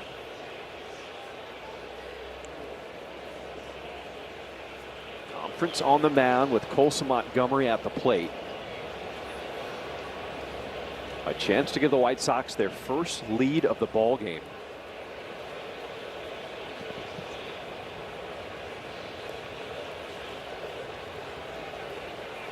The big takeaway for Will Venable last night, he said he's always known how much fight this team has, but he was really impressed the way this team, throughout every single inning, facing a tough pitcher, there was just so much chatter, so much energy and life in the dugout, just supporting each other. He was really happy with the way his team stuck with it the entire game. Yeah, finally found a way to break through. It's something that's really unique about this squad. They're so young, there's so many different fun personalities, but everyone is cheering for each other. Even the guys who are playing in front of them. Into center field as Rodriguez racing in, makes the grab to end this threat. White Sox pick up a run and tie this game at front-wheel drive for $2.99 a month. Bottom of the 5th we go. This half inning is brought to you by Prevagen. White Sox and Mariners all tied at 2. Welcome back inside the booth alongside Gordon Beckham, John Triffin. Will Venable, his message to his guys today: empty the tank. Give everything you've got. Try and win this series with an off day tomorrow. And the White Sox, they are battling once again. Yeah, off day tomorrow. They've got an opportunity to have a happy flight and an off day in San Fran. So what better way than to start that off day off with a big-time win. There's been a couple of close games last night and now today. White Sox having to work through a little bit of adversity. I feel like some of these calls over the last few days have gone against them, but they found a way to bounce back again, tying it up in the top of the 5th, 2-2. Got an opportunity to win a series and a season series. You know, it's not lost on me, John, that the way the White Sox are going, if they find a way to either get into the division playoffs or get a wild card spot and they match up against the Mariners and they win today, that's a season series win. That game would be at home. It's not crazy out of the realm of possibility. So some of the things you start thinking about a little bit with the way the White Sox are playing. We're talking home playoff games. A boy can dream. I'm not mad at it. There's a ways to go, but there's certainly a different expectation and outlook with this team this year. Yeah, to your point, I mean, I'm just, these are small things that you don't even think about until the end of the season, but that's why a win would actually be important today. Start playing against some of these teams that are potentially going to be playoff spots and win those series. Starting to see a little more separation even within the division in the AL Central. Currently right now, Tigers and Royals in last place, 7.5 games back of the Guardians. White Sox 2 games back, as the Guardians have now won 4 straight games. But a walk to the 9-hole hitter starts this bottom of the 5th. Grab your friends and head to the park for Miller Lite Baseball and Brews. You get 1 ticket and 2 beers starting at $24. You must be 21 and over with a valid ID. To purchase tickets, visit whitesox.com/brews. You know, Burks really had to work out of some jams. Started 4 of 5 innings with either a walk or a hit by pitch. And the leadoff man has been aboard every single inning for the Mariners. I apologize, except for the 3rd inning.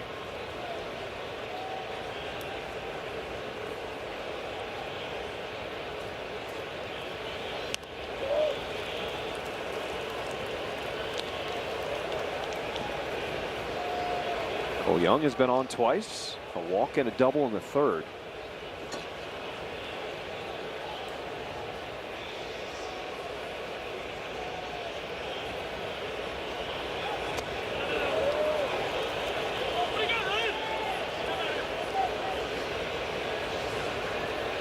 And the question is, did Young get hit by that pitch now? As Dan Wilson is looking at the video to see if he wants to challenge, and he does initiate the signal. And he will challenge to see if it hit Young.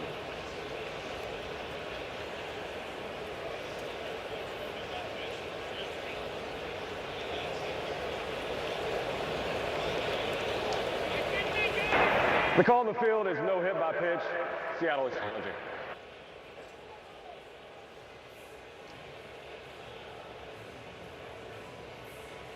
Oh, the ball did change directions, potentially off his back foot. That's what I see. All right, this is a Northwestern Medicine Manager's Challenge. We're taking a second look at the play. It's always a good idea to get a second opinion. Get yours at Northwestern Medicine.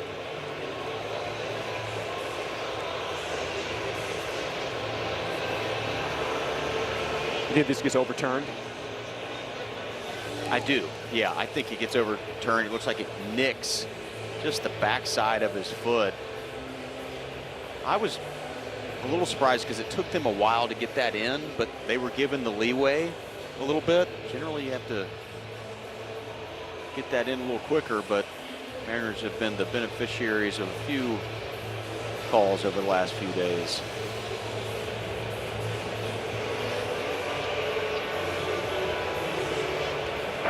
After review, the call on the field has been overturned. The batter was hit by the pitch. Seattle will retain their challenge.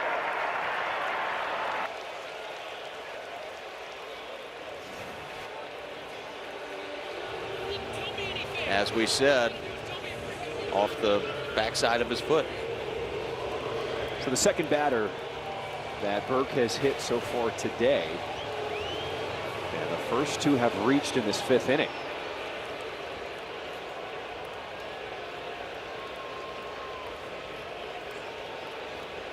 Very dangerous. Julio Rodriguez at the plate. Still just 25 years old. And I went into the Mariners clubhouse today. I wanted to find Naylor. Wasn't able to track him down, but I stood next to Julio Rodriguez. He is a big man. Oh, yeah. 6'4", 228. Yeah, he's built very well. There's a reason some guys better than others in the big leagues. He looks like he's a big leaguer, that's but for he's sure. always been, obviously he's always had the height, but he has filled out over the last season or two.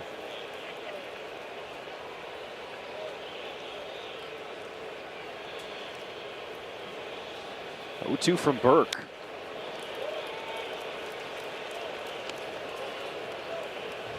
He's a guy known for picking it up after the first 2 months of the season, but he's had a good start for the Mariners.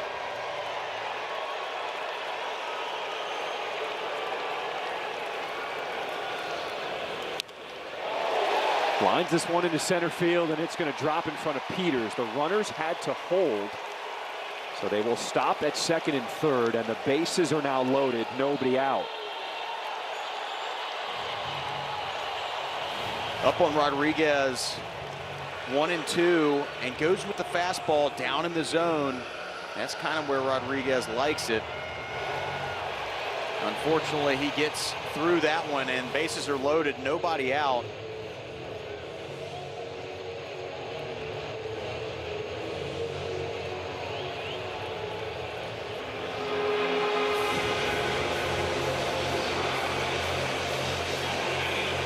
And this is not the guy you want to see at the plate for the White Sox. Josh Naylor steps in, bases loaded, nobody out.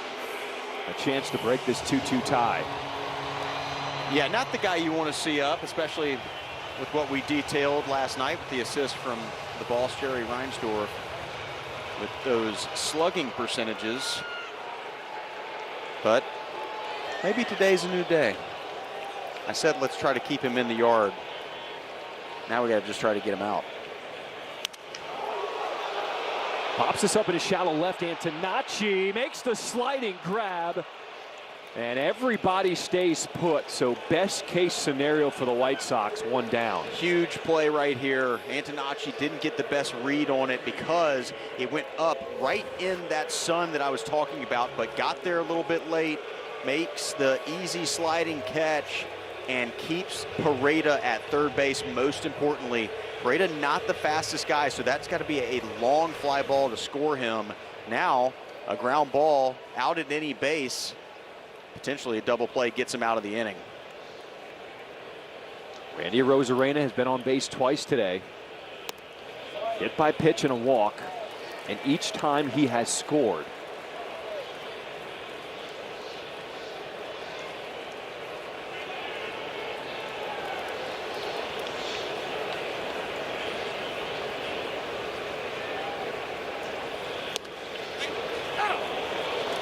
And Arozarena will challenge. A batter's challenging the strike call.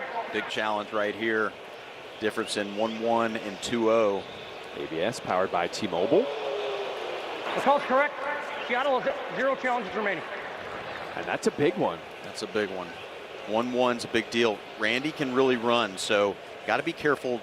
Can't try to turn the double play. If you don't have the double play, just go home, get the out with Pareda running at third base.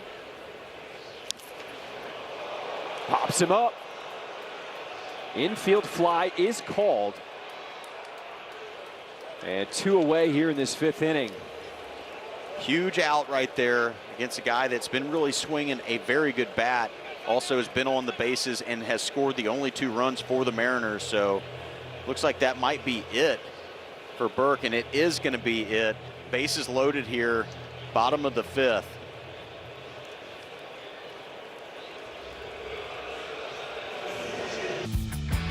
Lease a specially tagged 2026 Sorrento LX front-wheel drive for $299 a month.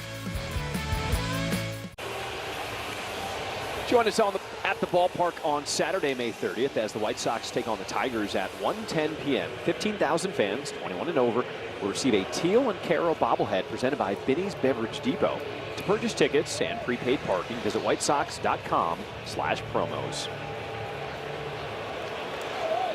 Newcomb on the mound. Only 3 of 12 inherited runners have scored against him this season, so he's done a good job of putting out some fires. It'll be the 21st time on this year, a 2.6 ERA. So with the lefty coming in for the White Sox, Luke Raley will be pinch hit for, and Rob Refsnyder, the righty, gets an at-bat here. Refsnyder has struggled this season. White Sox trying to get out of this bases-loaded jam in the 5th. And that's part of the calculus right there for Will. It's a tough one because Burke, you know, probably has more in the tank than those 83 pitches, but they also have an off day tomorrow. They can kind of empty the tank like you were saying, and they know if Newcomb comes in, they'll probably pinch hit for Raley, which leaves Refsnyder, who hasn't been hitting very well. Raley was the guy who had that career-high 7 RBI game against the White Sox in Chicago. Refsnyder, you see where his batting average is sitting at right now.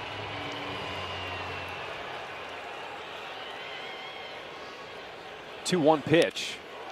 On the ground to Maedroth, puts his body in front, the race to the bag in time. Nicely done. White Sox get out of the bases loaded, nobody out jam. Absolutely Houdini act. The Mariners did it earlier, now the White Sox follow. Take the click, of course I do. What kind of clubhouse we have, everybody's super excited for each other. MLB is partnering with Crisis Text Line to increase mental health awareness. Free, 24/7. It's a confidential support in English and in Spanish. You can text MLB to 741741. Top of the 6th. This half inning is brought to you by Elgin Hyundai with a new pitcher on the mound. Cooper Criswell on the mound for the M's. You saw the ERA, very good. Below 3, he's one of their guys out of the bullpen. He'll get Maedroth here in the top of the 6th. Tie ball game.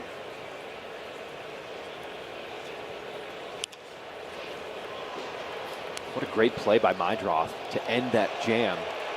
Put his entire chest in front of that ball, race to the bag at second.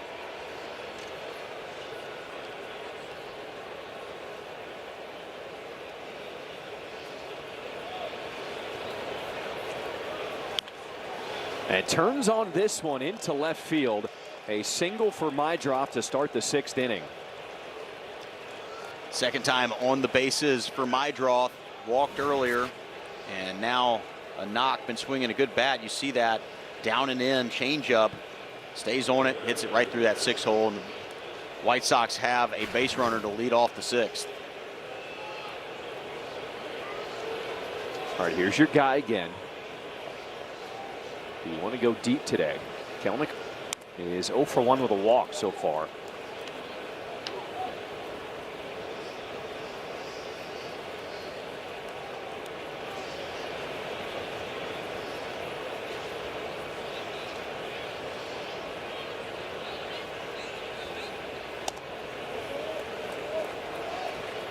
You know, one of the things that Meidroth worked on in the offseason, which we've talked about, is his body, but also that first step quickness. And he said he wanted to be more of a base stealing threat. Have not seen as much of that so far to start this season.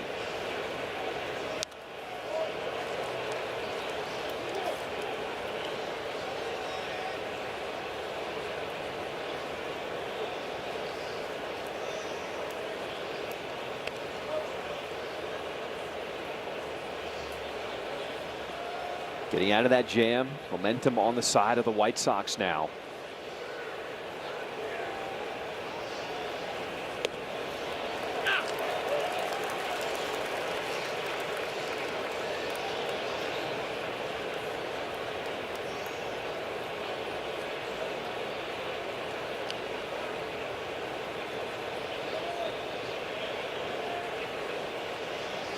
Two balls, 2 strikes. Ooh, that one looked low, and we're going to see a challenge.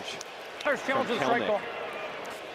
Another changeup, bottom of the zone. ABS powered by T-Mobile. Call's correct. Chicago has 1 remaining. Did catch a piece, and the White Sox lose a challenge.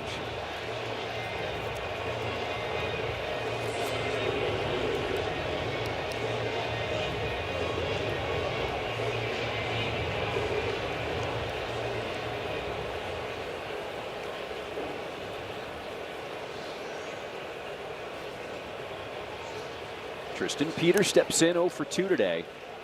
First one missing down inside ball 1.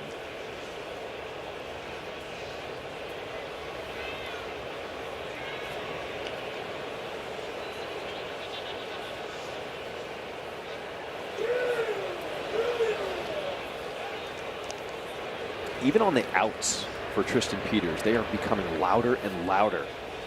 His last time up, a ground out to short, it was 105 miles per hour off the bat.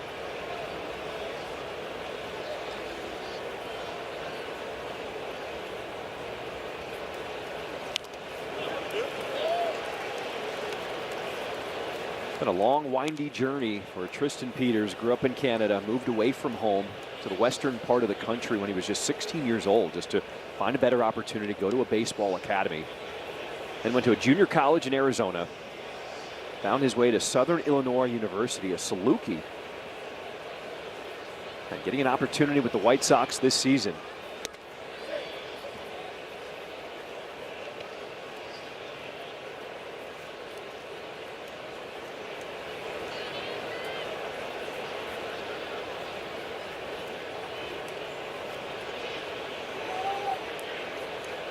Two balls and a strike.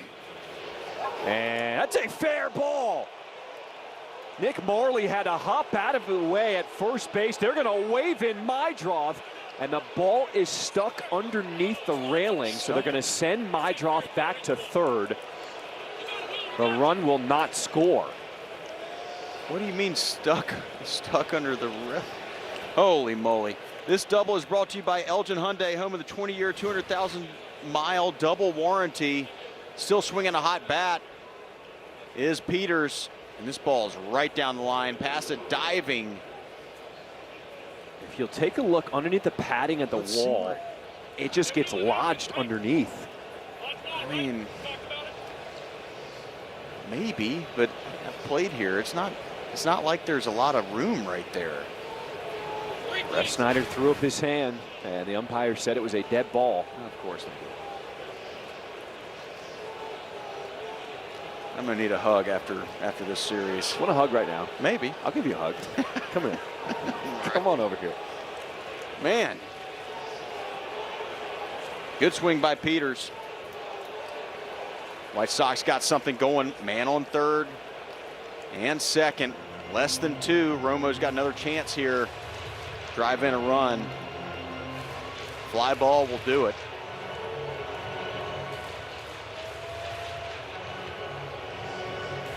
The only thing I can think of is that it bounced up underneath the padding to where he couldn't see it. That would totally make sense to me. And Mydroth is now caught up in a pickle. They're going to try to run him back. He is tagged out as Peters gets to third.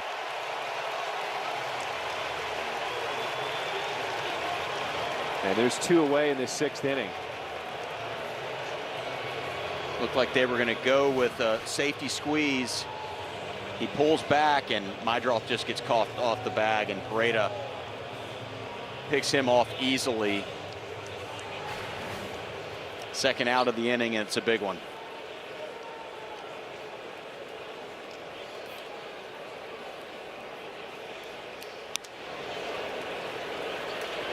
Officially scored a caught stealing, 2-5-2, as Mydroth is now erased. And that ball getting stuck becomes even bigger now because Mydroth would have scored if that just caroms off the wall and stays in play.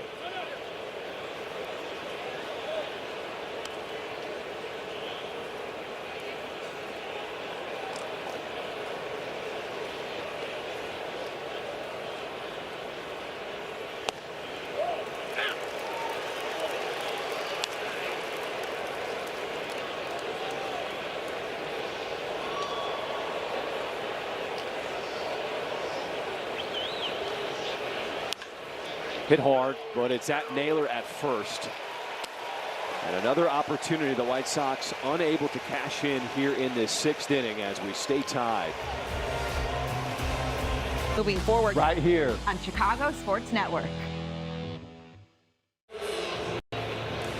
Experience a game from the Miller Lite Landing in right field.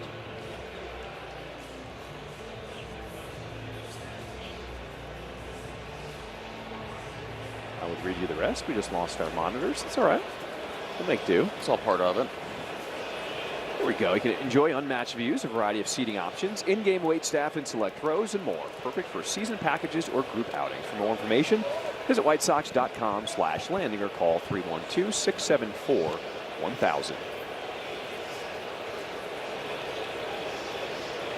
It's like that moment where the power went out in Chicago for a little bit during the ball game.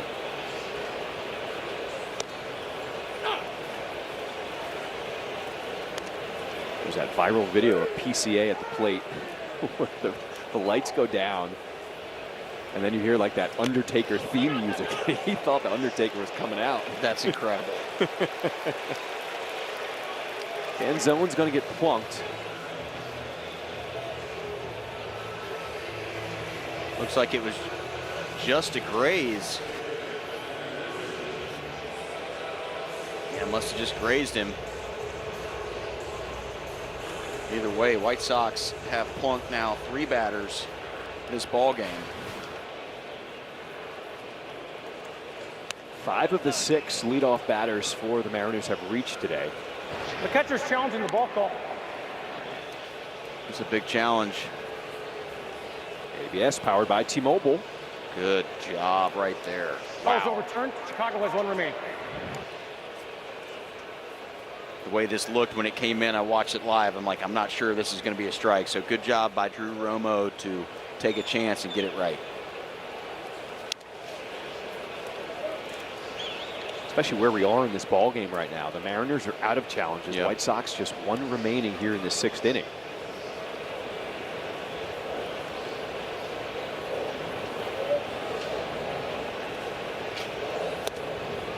Wisdom late on that heater. Third baseman is 1 for 2 today, an RBI double in the 4th.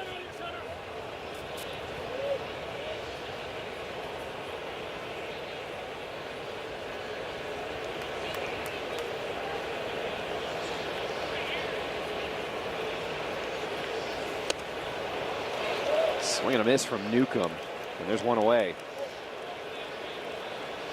Newcomb gasses him up with the fastball, just says, here it is, over the top of the strike zone, middle of the plate. First out here in the bottom of the 6th inning. It's a big one. Now he gets back the platoon advantage against Emerson.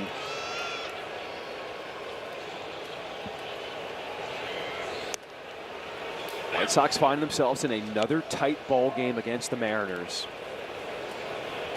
With the series on the line in this finale, it does feel like there was at least 2 scenarios where the White Sox let some opportunities get away. Maidroth starts it off at second. Acuna's throw to first. 4-6-3 turn. A double play to end this 6th inning. They are hot for the White Sox right now. Give me more and more and more of that. It's our Steinhoffels double play. Steinhoffels donates $200 to Special Spaces Illinois for every double play. Double plays that make a difference. Well done right there. Maidroth to Acuna to Murakami. Maidroth playing deep in the 4-hole, hit right to him, but they still had a long way to go against a couple guys that can really run. So well done to turn that double play. And here's Matt Brash. He was reinstated off the IL today with right lat inflammation. He's begun the season with 11 1/3 scoreless innings over 13 appearances, so that ERA is legit at 0. Before the game, Mariners manager Dan Wilson talked about Brash and just what it means getting him off the injured list. It's a huge lift for their bullpen. He is the setup guy. And last season threw a lot of high leverage innings. So this is a big addition to this ball club for the Mariners.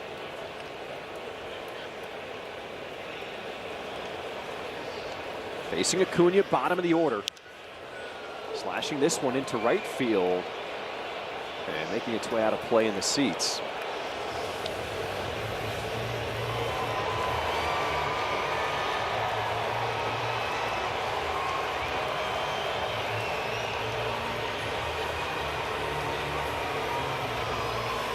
Prior to his injury this season, the Mariners were 12-2 in games where Matt Brash appeared out of the bullpen. Because he's got stuff like that, a strikeout to start this 7th inning. Let's go to Brooke.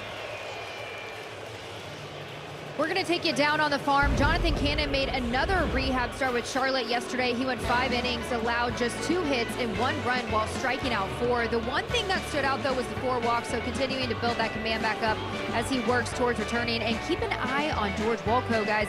He was a triple away from the cycle yesterday with 4 hits, including a homer. He's now up to 6 homers and 27 ribbies in just 37 games this season. Big George doing his thing down there. We were talking about big men. 6'7", 239, and he's still just 20 years old. He's a giant. You see him in spring training, you're like, you know who that is. That's Big George. There's certain guys that just look different when they're in a group.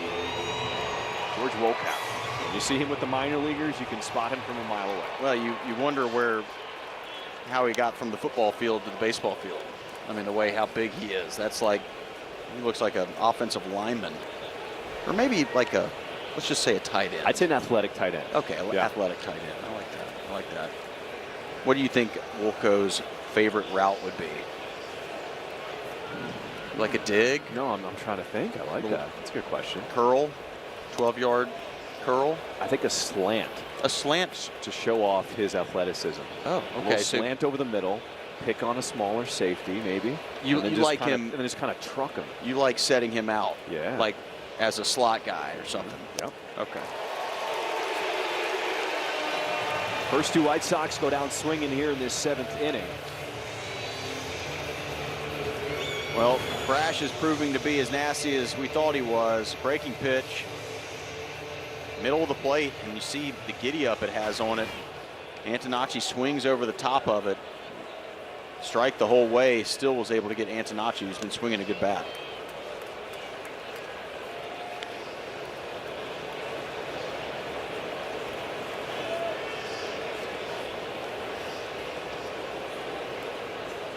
Murakami ripped an RBI single his last time at the plate in the 5th inning.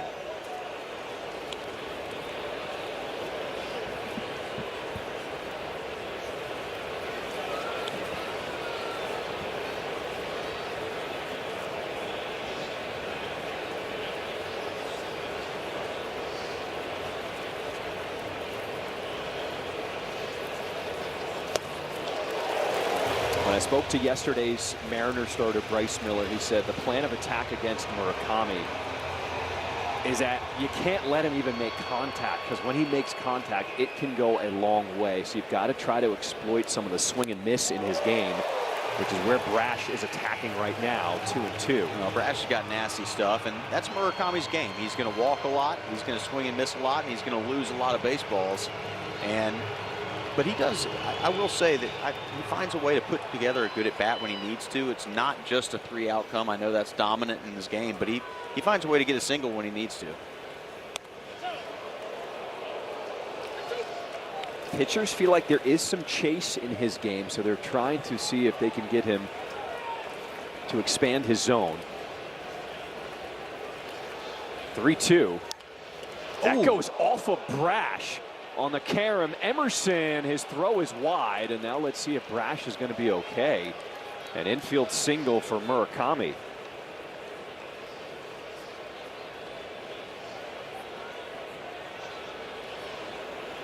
Looks like Brash is okay. This ball was hit hard. Slider took off his glove, tried to get it on the backhand, no look. Still almost got Murakami at first, but it'll be a single. Almost 104 off the bat. I knew he hit it hard. Murakami with another knock today. That's his second one in as many at bats after starting 0 for 2.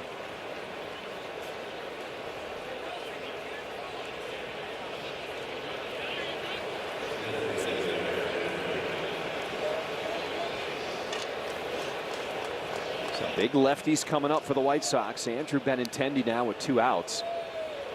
And you might ask, well, why is Brash in the game here in the 7th if he's the setup guy? Well, it's because of these hitters for the White Sox. The top of their lineup, most leveraged spot. Got to put your best guy out there.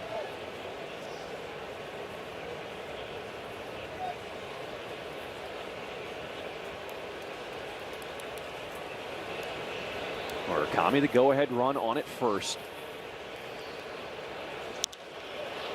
And it's in the air to center field as Rodriguez makes the grab and ends this thread. It is time to stretch here in Seattle. We are tied. The stay in your car 10-minute oil change. Find your nearest shop at take5.com. Save all summer long with our summer savings section. Enjoy $20 weekday and $25 weekend select lower level tickets while supplies last. Exclusions do apply. Includes taxes and fees. To purchase tickets, visit whitesox.com/section.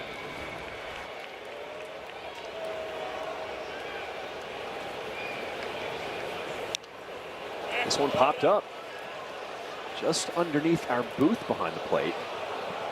Good first step right there, John. I'm telling you. You're getting there. I saw you rise. I'm getting up there with you. What the leadoff hitters have done so far today for the Mariners, as this one is driven deep to left field. Antonacci turned around, looking up. It is gone. Johnny Pereda, the 9-hole hitter. First home run. And it gives the Mariners a 3-2 lead here in the 7th.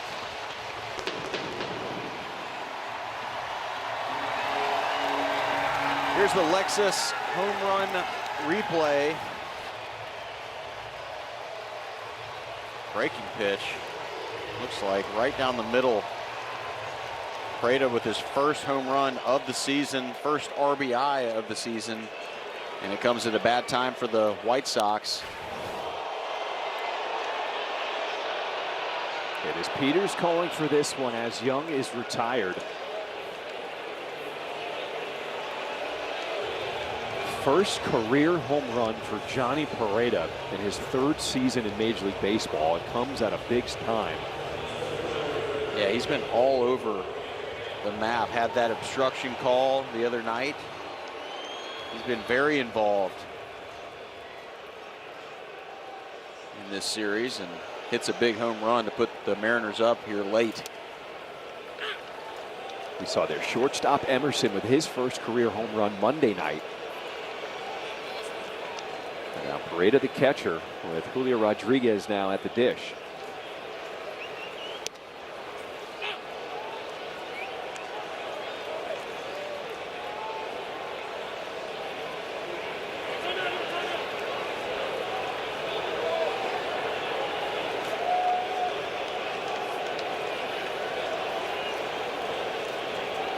White Sox bullpen up and throwing now.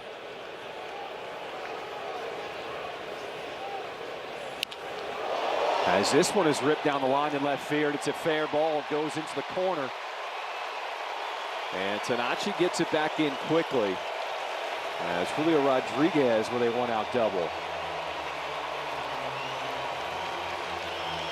Couple righties getting on Newcomb right here. Had him with 2 strikes and doesn't throw a bad pitch. Enter third, 95. And unfortunately, Rodriguez, quick hands, gets inside that one and keeps it fair down the left field line.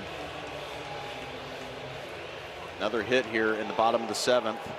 And our old friend, Josh Naylor, coming to the plate.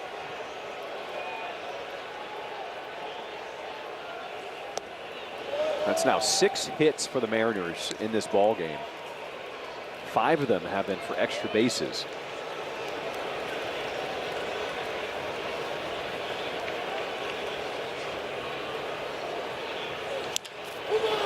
Naylor, a weak grounder to the right side. Murakami the flip to Newcomb. As Rodriguez advances to third with out number 2.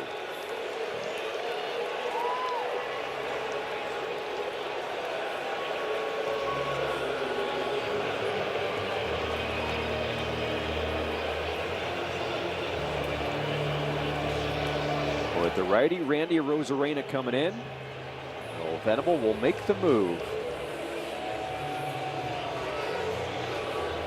Pitching change with 2 outs here in this bottom. That's unlimited value for $15.99. Applebee's all you can eat for $15.99. Take a look at the bullpen usage here over the last week for the White Sox. A lot of guys have been eating up some innings. The White Sox will go to the bullpen once again with a new pitcher on the mound. Jordan Hicks coming on for the White Sox. Threw a good inning here the first night in Seattle, only allowing 1 hit, struck out a couple. Big spot right here. Rodriguez on third base with 2 outs. Fastball at 98 lands, strike 1 to Randy Arozarena. Arozarena has been on base twice, hit by a pitch and a walk. He's also stolen 2 bases today. And he launches this one deep into left center field. And Tanachi looking up. And it is out of here.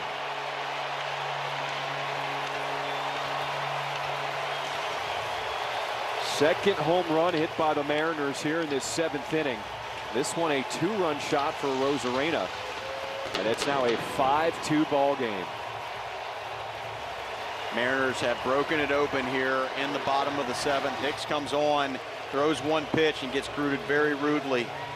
Breaking pitch right in the middle and just spins. Arozarena launching that deep into left center and into the Mariners bullpen. It's 5-2.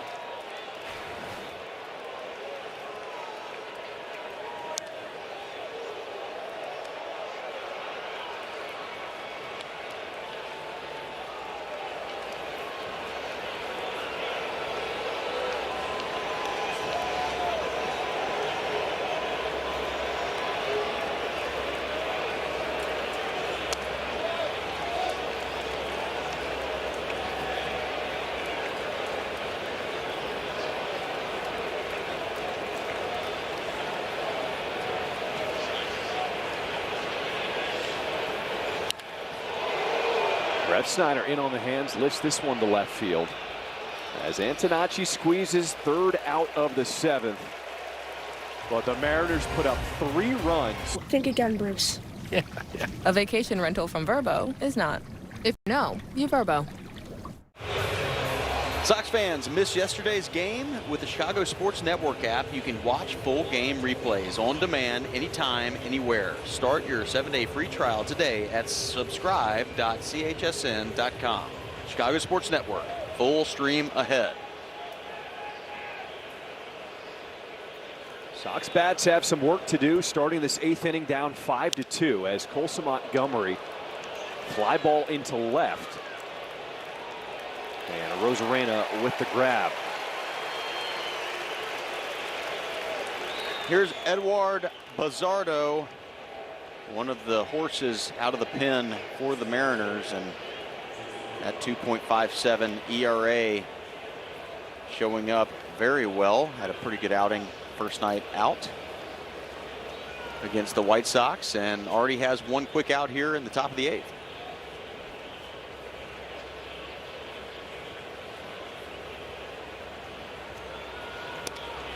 There were some opportunities for the White Sox earlier in this game. They're 2 for 7 with runners in scoring position, 7 left on base.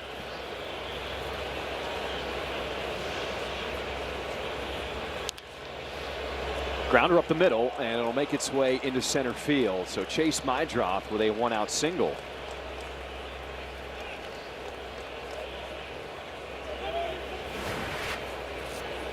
Here's Chase, another ground ball, gets through there, right back up the middle. They're shading him in the 6 hole. No opportunity for Emerson, the shortstop, to get that one. White Sox have a base runner, but they need more.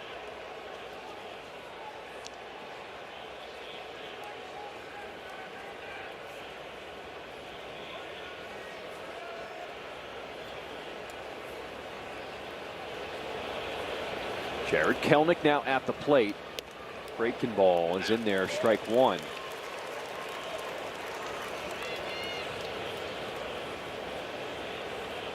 Mariners decided to try something different yesterday. After their starter Bryce Miller, they piggybacked with Luis Castillo. This one over the reach of the shortstop Emerson. Back-to-back singles, and the tying run will come to the plate. A little bit off the end of the bat, but a good path right there, and Kelenic on with a single. Good job by Mydroth to make sure that ball is not caught to where he's doubled off. And now Peters up to bat. I would imagine that after Peters, you might start seeing some pinch hitters here at the bottom of the lineup. There's an opportunity to get back in this ball game.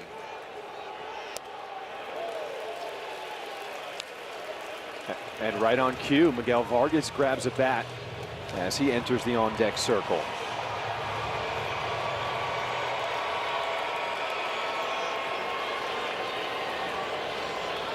Oh, on the count to Tristan Peters.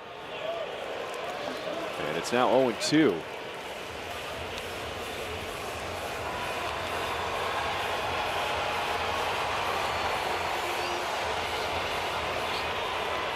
One for 3 today for Peters, as he looks to keep this rally going in the 8th inning.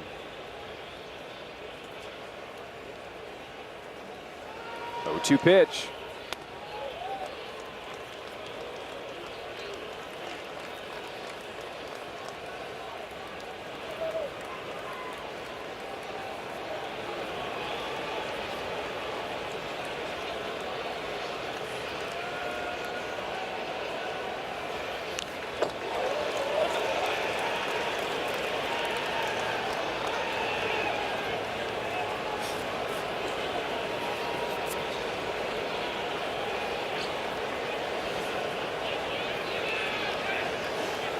White Sox were down 1-0 last night, heading into the 9th inning, rallied for 2 runs to win it 2-1 and set up this series finale here today. Overall, the bats have been just pretty quiet compared to what we've seen so far this year. Few games in a row now, Monday, Tuesday, and now Wednesday, where the White Sox really have not been able to put up big numbers. See if that can change here late in the 3rd game. 2-2. That one missing. It's now full, and the Mariners are out of challenges, so doesn't matter what they think about it. Rada, the catcher, trying to calm Bizzardo down. Let's see where it was. Yep, would have been off the plate. Good eye by Peters. 1st and 2nd with 1 out, and Peters is going to use his time. Big spot right here. You got Vargas on deck coming on for Drew Romo, going to pinch hit. Peters has been swinging a hot bat. Find a way to get on here. You got the bases loaded, and one of the best bats in the White Sox lineup on deck.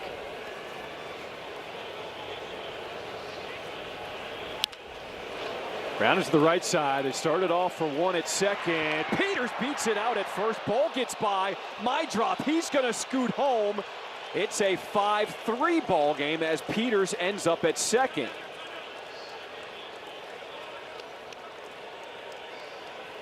Good job by Peters to get down the line and make sure this was not a double play. Puts it in play. It's that sinker. It's going to be a fielder's choice 4-6, and then an error on the shortstop Emerson throwing this ball away. Or it could be on the first baseman Naylor. I'm not sure. We'll let you know as soon as we do. But either way, a run scores. That's big. White Sox back to 2, and that puts Peters at second base. So another base hit right here by Vargas, and White Sox are right back within 1 run of the Mariners. Miguel Vargas did not get the start today. It was a planned day off. You couple that with the fact that he got hit on his right hand towards the end of the game last night. White Sox are just giving him some rest, but he gets a pinch hit at bat here late today. Glad to see him in the game. I thought the way that that ball hit him last night, he could be in some serious trouble to miss some time. Good to see him back out there. Brooks' report in the open was really good. He got some imaging done on that hand, everything coming back negative, which was a huge sign of relief for everyone.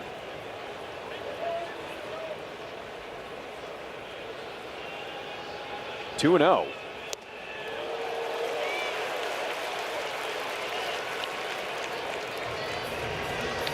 As a pinch hitter late in the game, what would your approach normally be? What are you thinking now? Yeah, be ready to go. You don't want to wait around. Especially early, you want to have some sort of swing. You don't want to get to 0-2 or 3-2 without having swung the bat. Ooh, that one catching home plate umpire Mike Malinsky.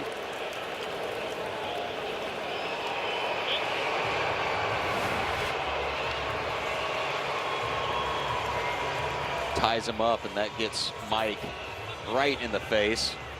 Mike's a gamer, though. He looks like he's fine.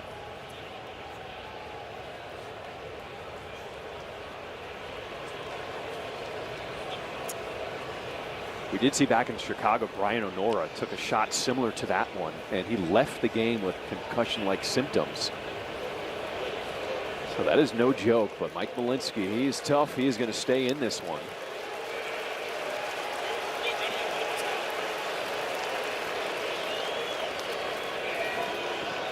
Looks like Vargas has been behind the fastball right now, so see if he can get on it, or let's see if Bizzardo tries to go with some off speed here, down and away, get him to chase. 2-2. Outside, it is full. Edgar Caro has come on deck for Luis Angel Acuna, so if Vargas does reach, it will be Caro to face Bizzardo. 3-2. Lifted high in the air down the line in right field. Ref Snyder runs out of room, out of play. That ball just kept getting pushed with that wind you were talking about earlier. Yeah, it's blown in from left, moving towards the right field foul pole, and this one stayed fair for a long time when just pushing it foul. Ref Snyder giving it a look, visiting some fans, but to no avail.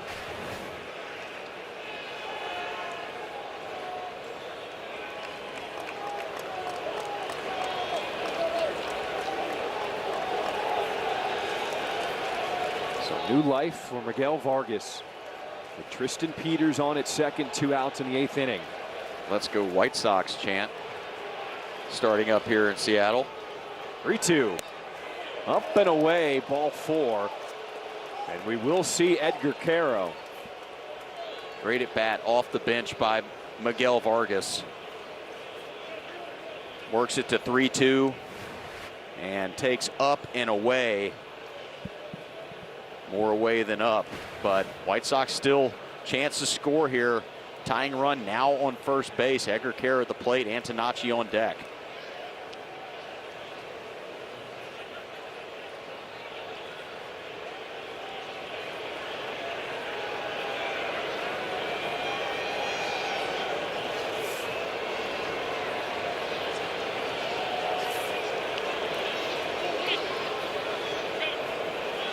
White Sox have scored 1 here in the 8th. Looking for another comeback to take this series from the Mariners.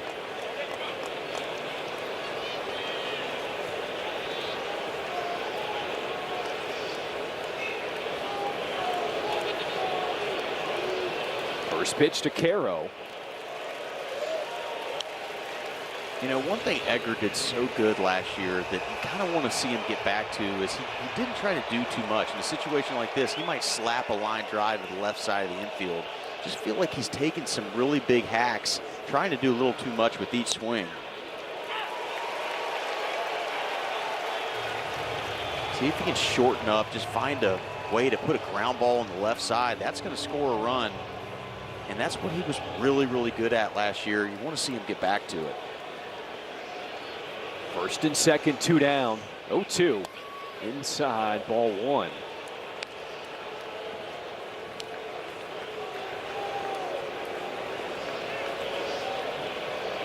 Caro with a ton of confidence after that walk-off win on Sunday to beat the Cubs. But he goes down swinging to end this top of the 8th inning. Sox get 1. It's now a 2-run ball game.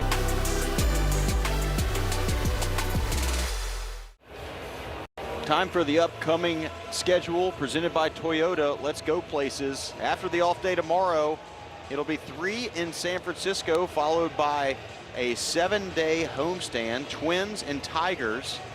And looking even further out, they will go to Minnesota before the next off day, which is on the 4th of June.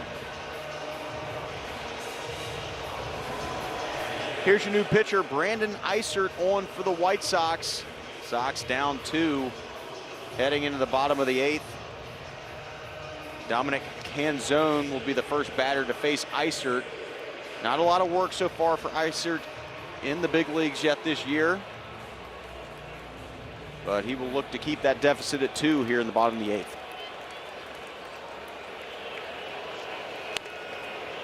Canzone expands the zone, strike 1. Has some defensive changes. Edgar Caro, who pinch hit, now goes behind the plate. Colson Montgomery shifts from third to short as Miguel Vargas will play third. Canzone, he is in swing mode. Let's see if Eisert even gives him anything close to the zone here.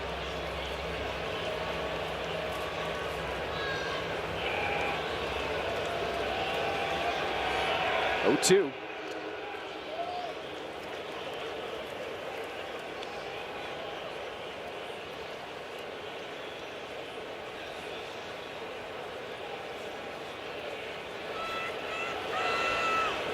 Start of this home half of the 8th inning.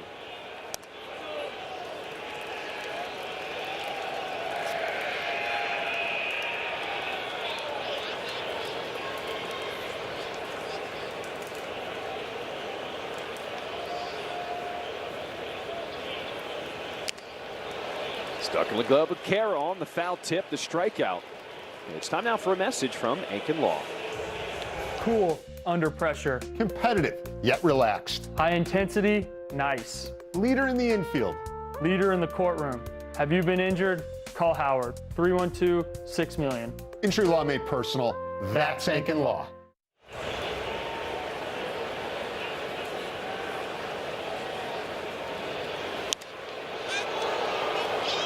In the air to right field as Kelnick makes the catch. 2 down here in this 8th inning. I see some shirts waving around. Uh-oh. The tarps off movement is back again for another ball game out in center field this time.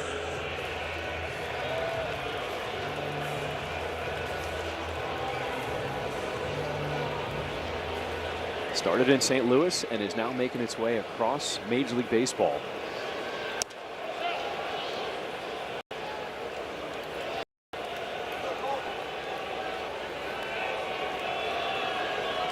Colt Emerson committed his first error in his big league career.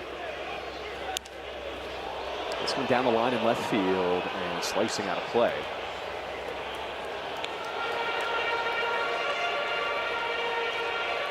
He's 0 for 3 in this ballgame, couple strikeouts and grounded into a double play.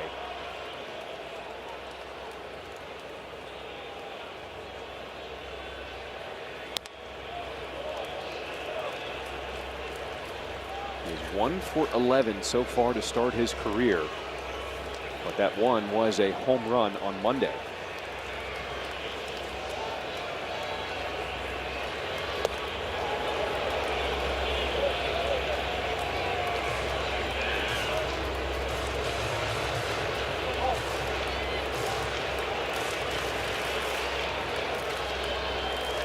Brandon Eisert looking for the third out here in this 8th inning.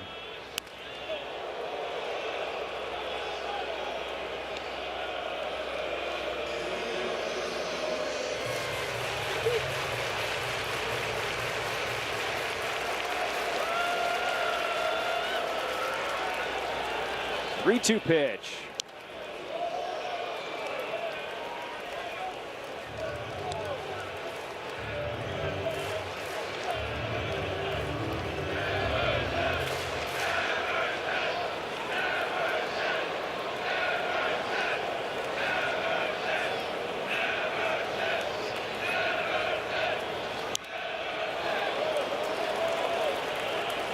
Very similar to the at-bat we saw on Monday, where Emerson was just fouling off pitch after pitch until he could finally find something to drive. Yeah, more pitches you see, the easier it's going to be to pick up a pitch and location you've already seen in that at-bat. So Eisert needs to figure out something here for the young Emerson. 3-2. And he lost him inside, ball 4.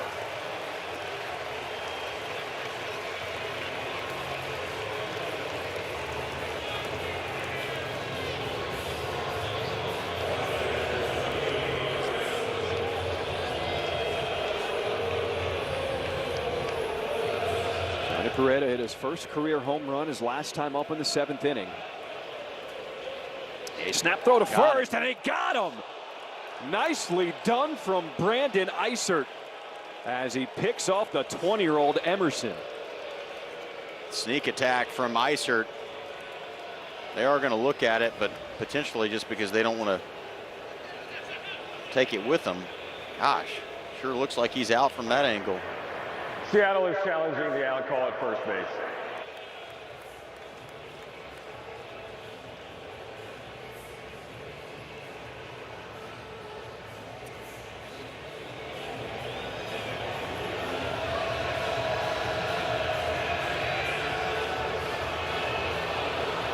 I mean, they called him out, so my thought process here is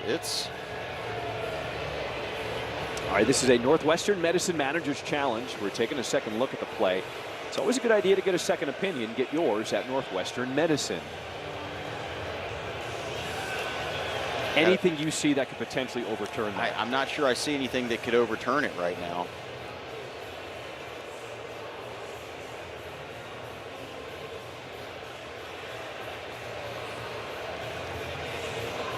From that angle, it almost looks like his hand's not even on the bag.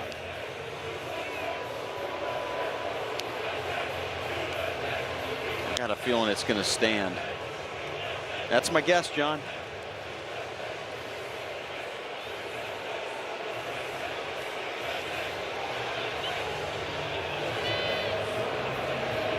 In the meantime, Eisert, he'll take it on the warm-up just to stay ready in case this call is overturned.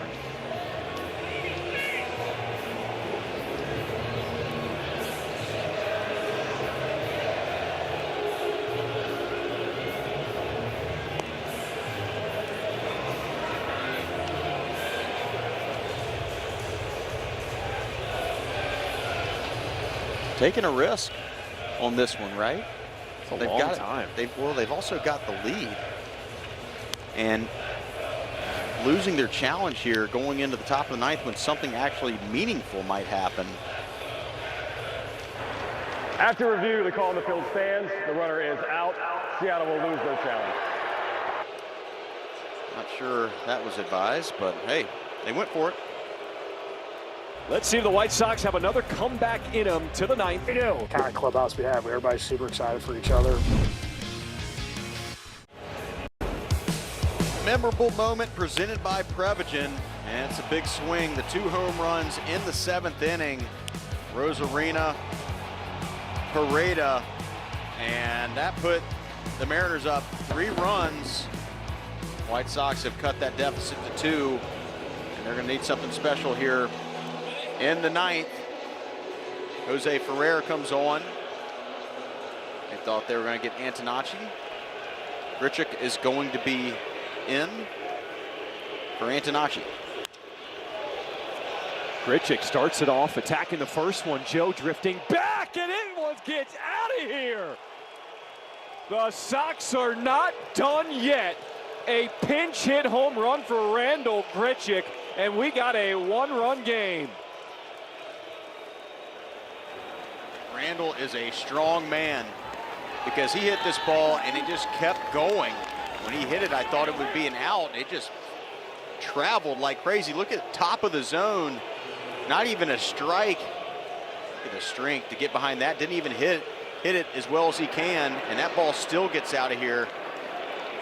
A big, big run here to start the inning. White Sox are still alive. This is the 3rd game in a row the White Sox are seeing Ferrer. And let's see if the Mariners are going to the well one too many times.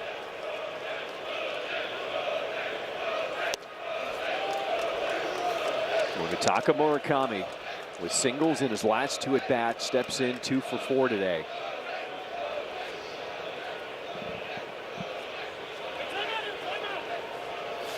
Randall Grichuk ambushing that first pitch. The 4th pinch hit home run by the White Sox this season. That leads Major League Baseball.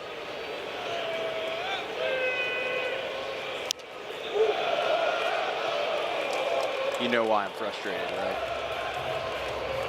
You didn't get your throw yet. No, interference at second base. That run scored, and that's the difference right now. There were other opportunities throughout this game for the White Sox, and it's clearly not over yet. There were, though. Yeah, there were opportunities on both sides. You just, of course, it comes back to a call that is just not, I just don't see it. 1-2. For me, I think it's bases loaded, nobody out in the 2nd inning. Agreed. Yeah, I mean, like I said, there's more than one option here to pick your poison, but unfortunately, they're still down. But Murakami taking some good hacks against Ferrer. Fighting off another tough pitch. Count remains 1 ball, 2 strikes.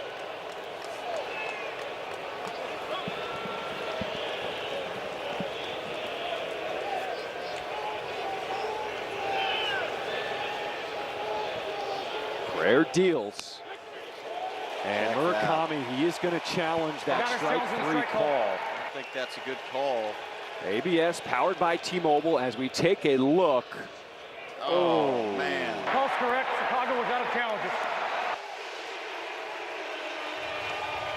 I like him taking that opportunity, though, because Murakami getting him 1 more pitch potentially is a big deal. He can change the game with a home run there, tie it up. So take a chance. It didn't go his way.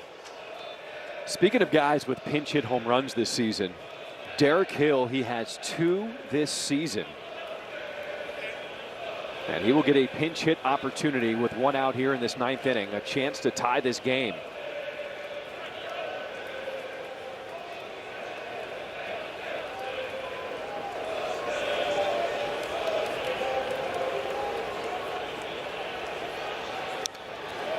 Big hack at that fastball, 99, fouled away, strike 1. I like that hack by Derek Hill. You see what he's done so far this year. He's had some big knocks for the White Sox. So far, we're only in mid-May. Took a really good hack at that first pitch he just saw, fouled it straight back.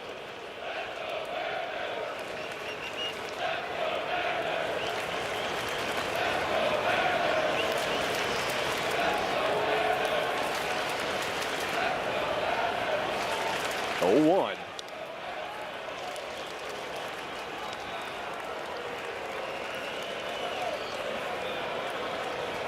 Colson Montgomery waiting on deck with 1 out here in this 9th inning.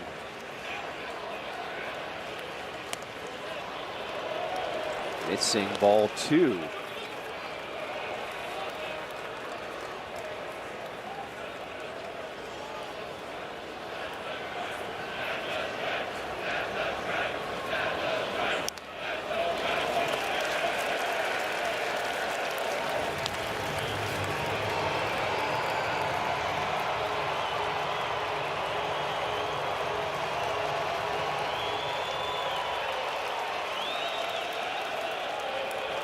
Two inside, and the count is now full.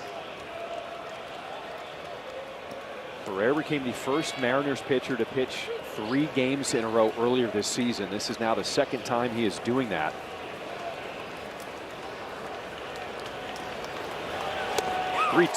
Got Hill swinging.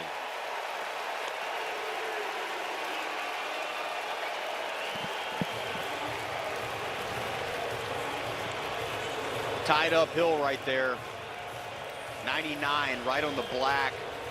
Can't put that in the umpire's hands. Takes a hack. He's a little late, and it's out number 2. It's a big one.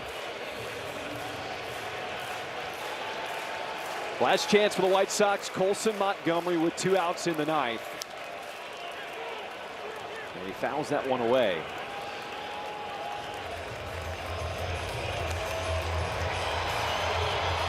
Colson looking for his first hit today, 0 for 3 with a walk.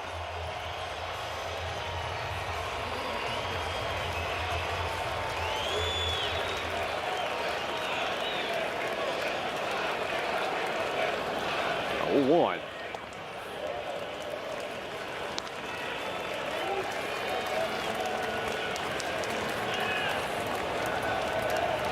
There's a leadoff home run by Randall Grichuk, making this a 1-run game. And the White Sox down to their final strike of this game.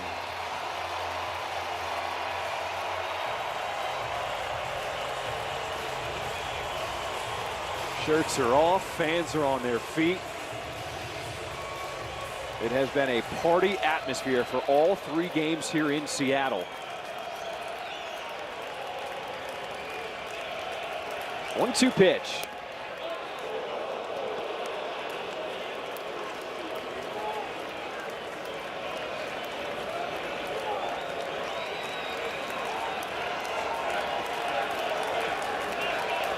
Pitch to Montgomery, swing and a miss, and that's going to do it. White Sox tried to mount a comeback, but they will fall 1 run short. They will lose this game 5-4, and the Mariners take this series 2-1. Yeah, White Sox offense, they battled today, but they just didn't have the juice and power that they've had over the course of the season, and it showed. A good pitching staff out here in Seattle, and they were able to handle the White Sox offense for the first 3 games of this road trip. There will be an off day, and followed by 3 in San Francisco, and we're looking forward to that. And we'll see you on Friday. All right, total game time 2 hours 43 minutes. White Sox out-hit the Mariners, but Seattle belting 2 home runs in the 7th inning, and they will win this one 5-4. For Brooke Fletcher, Gordon Beckham, I'm John Schriffen. We appreciate you, as always, spending your Wednesday afternoon with us. The off day tomorrow, the White Sox will regroup in San Francisco after losing a tough series here to the Mariners. White Sox postgame live presented by Yingling comes your way after this quick commercial break.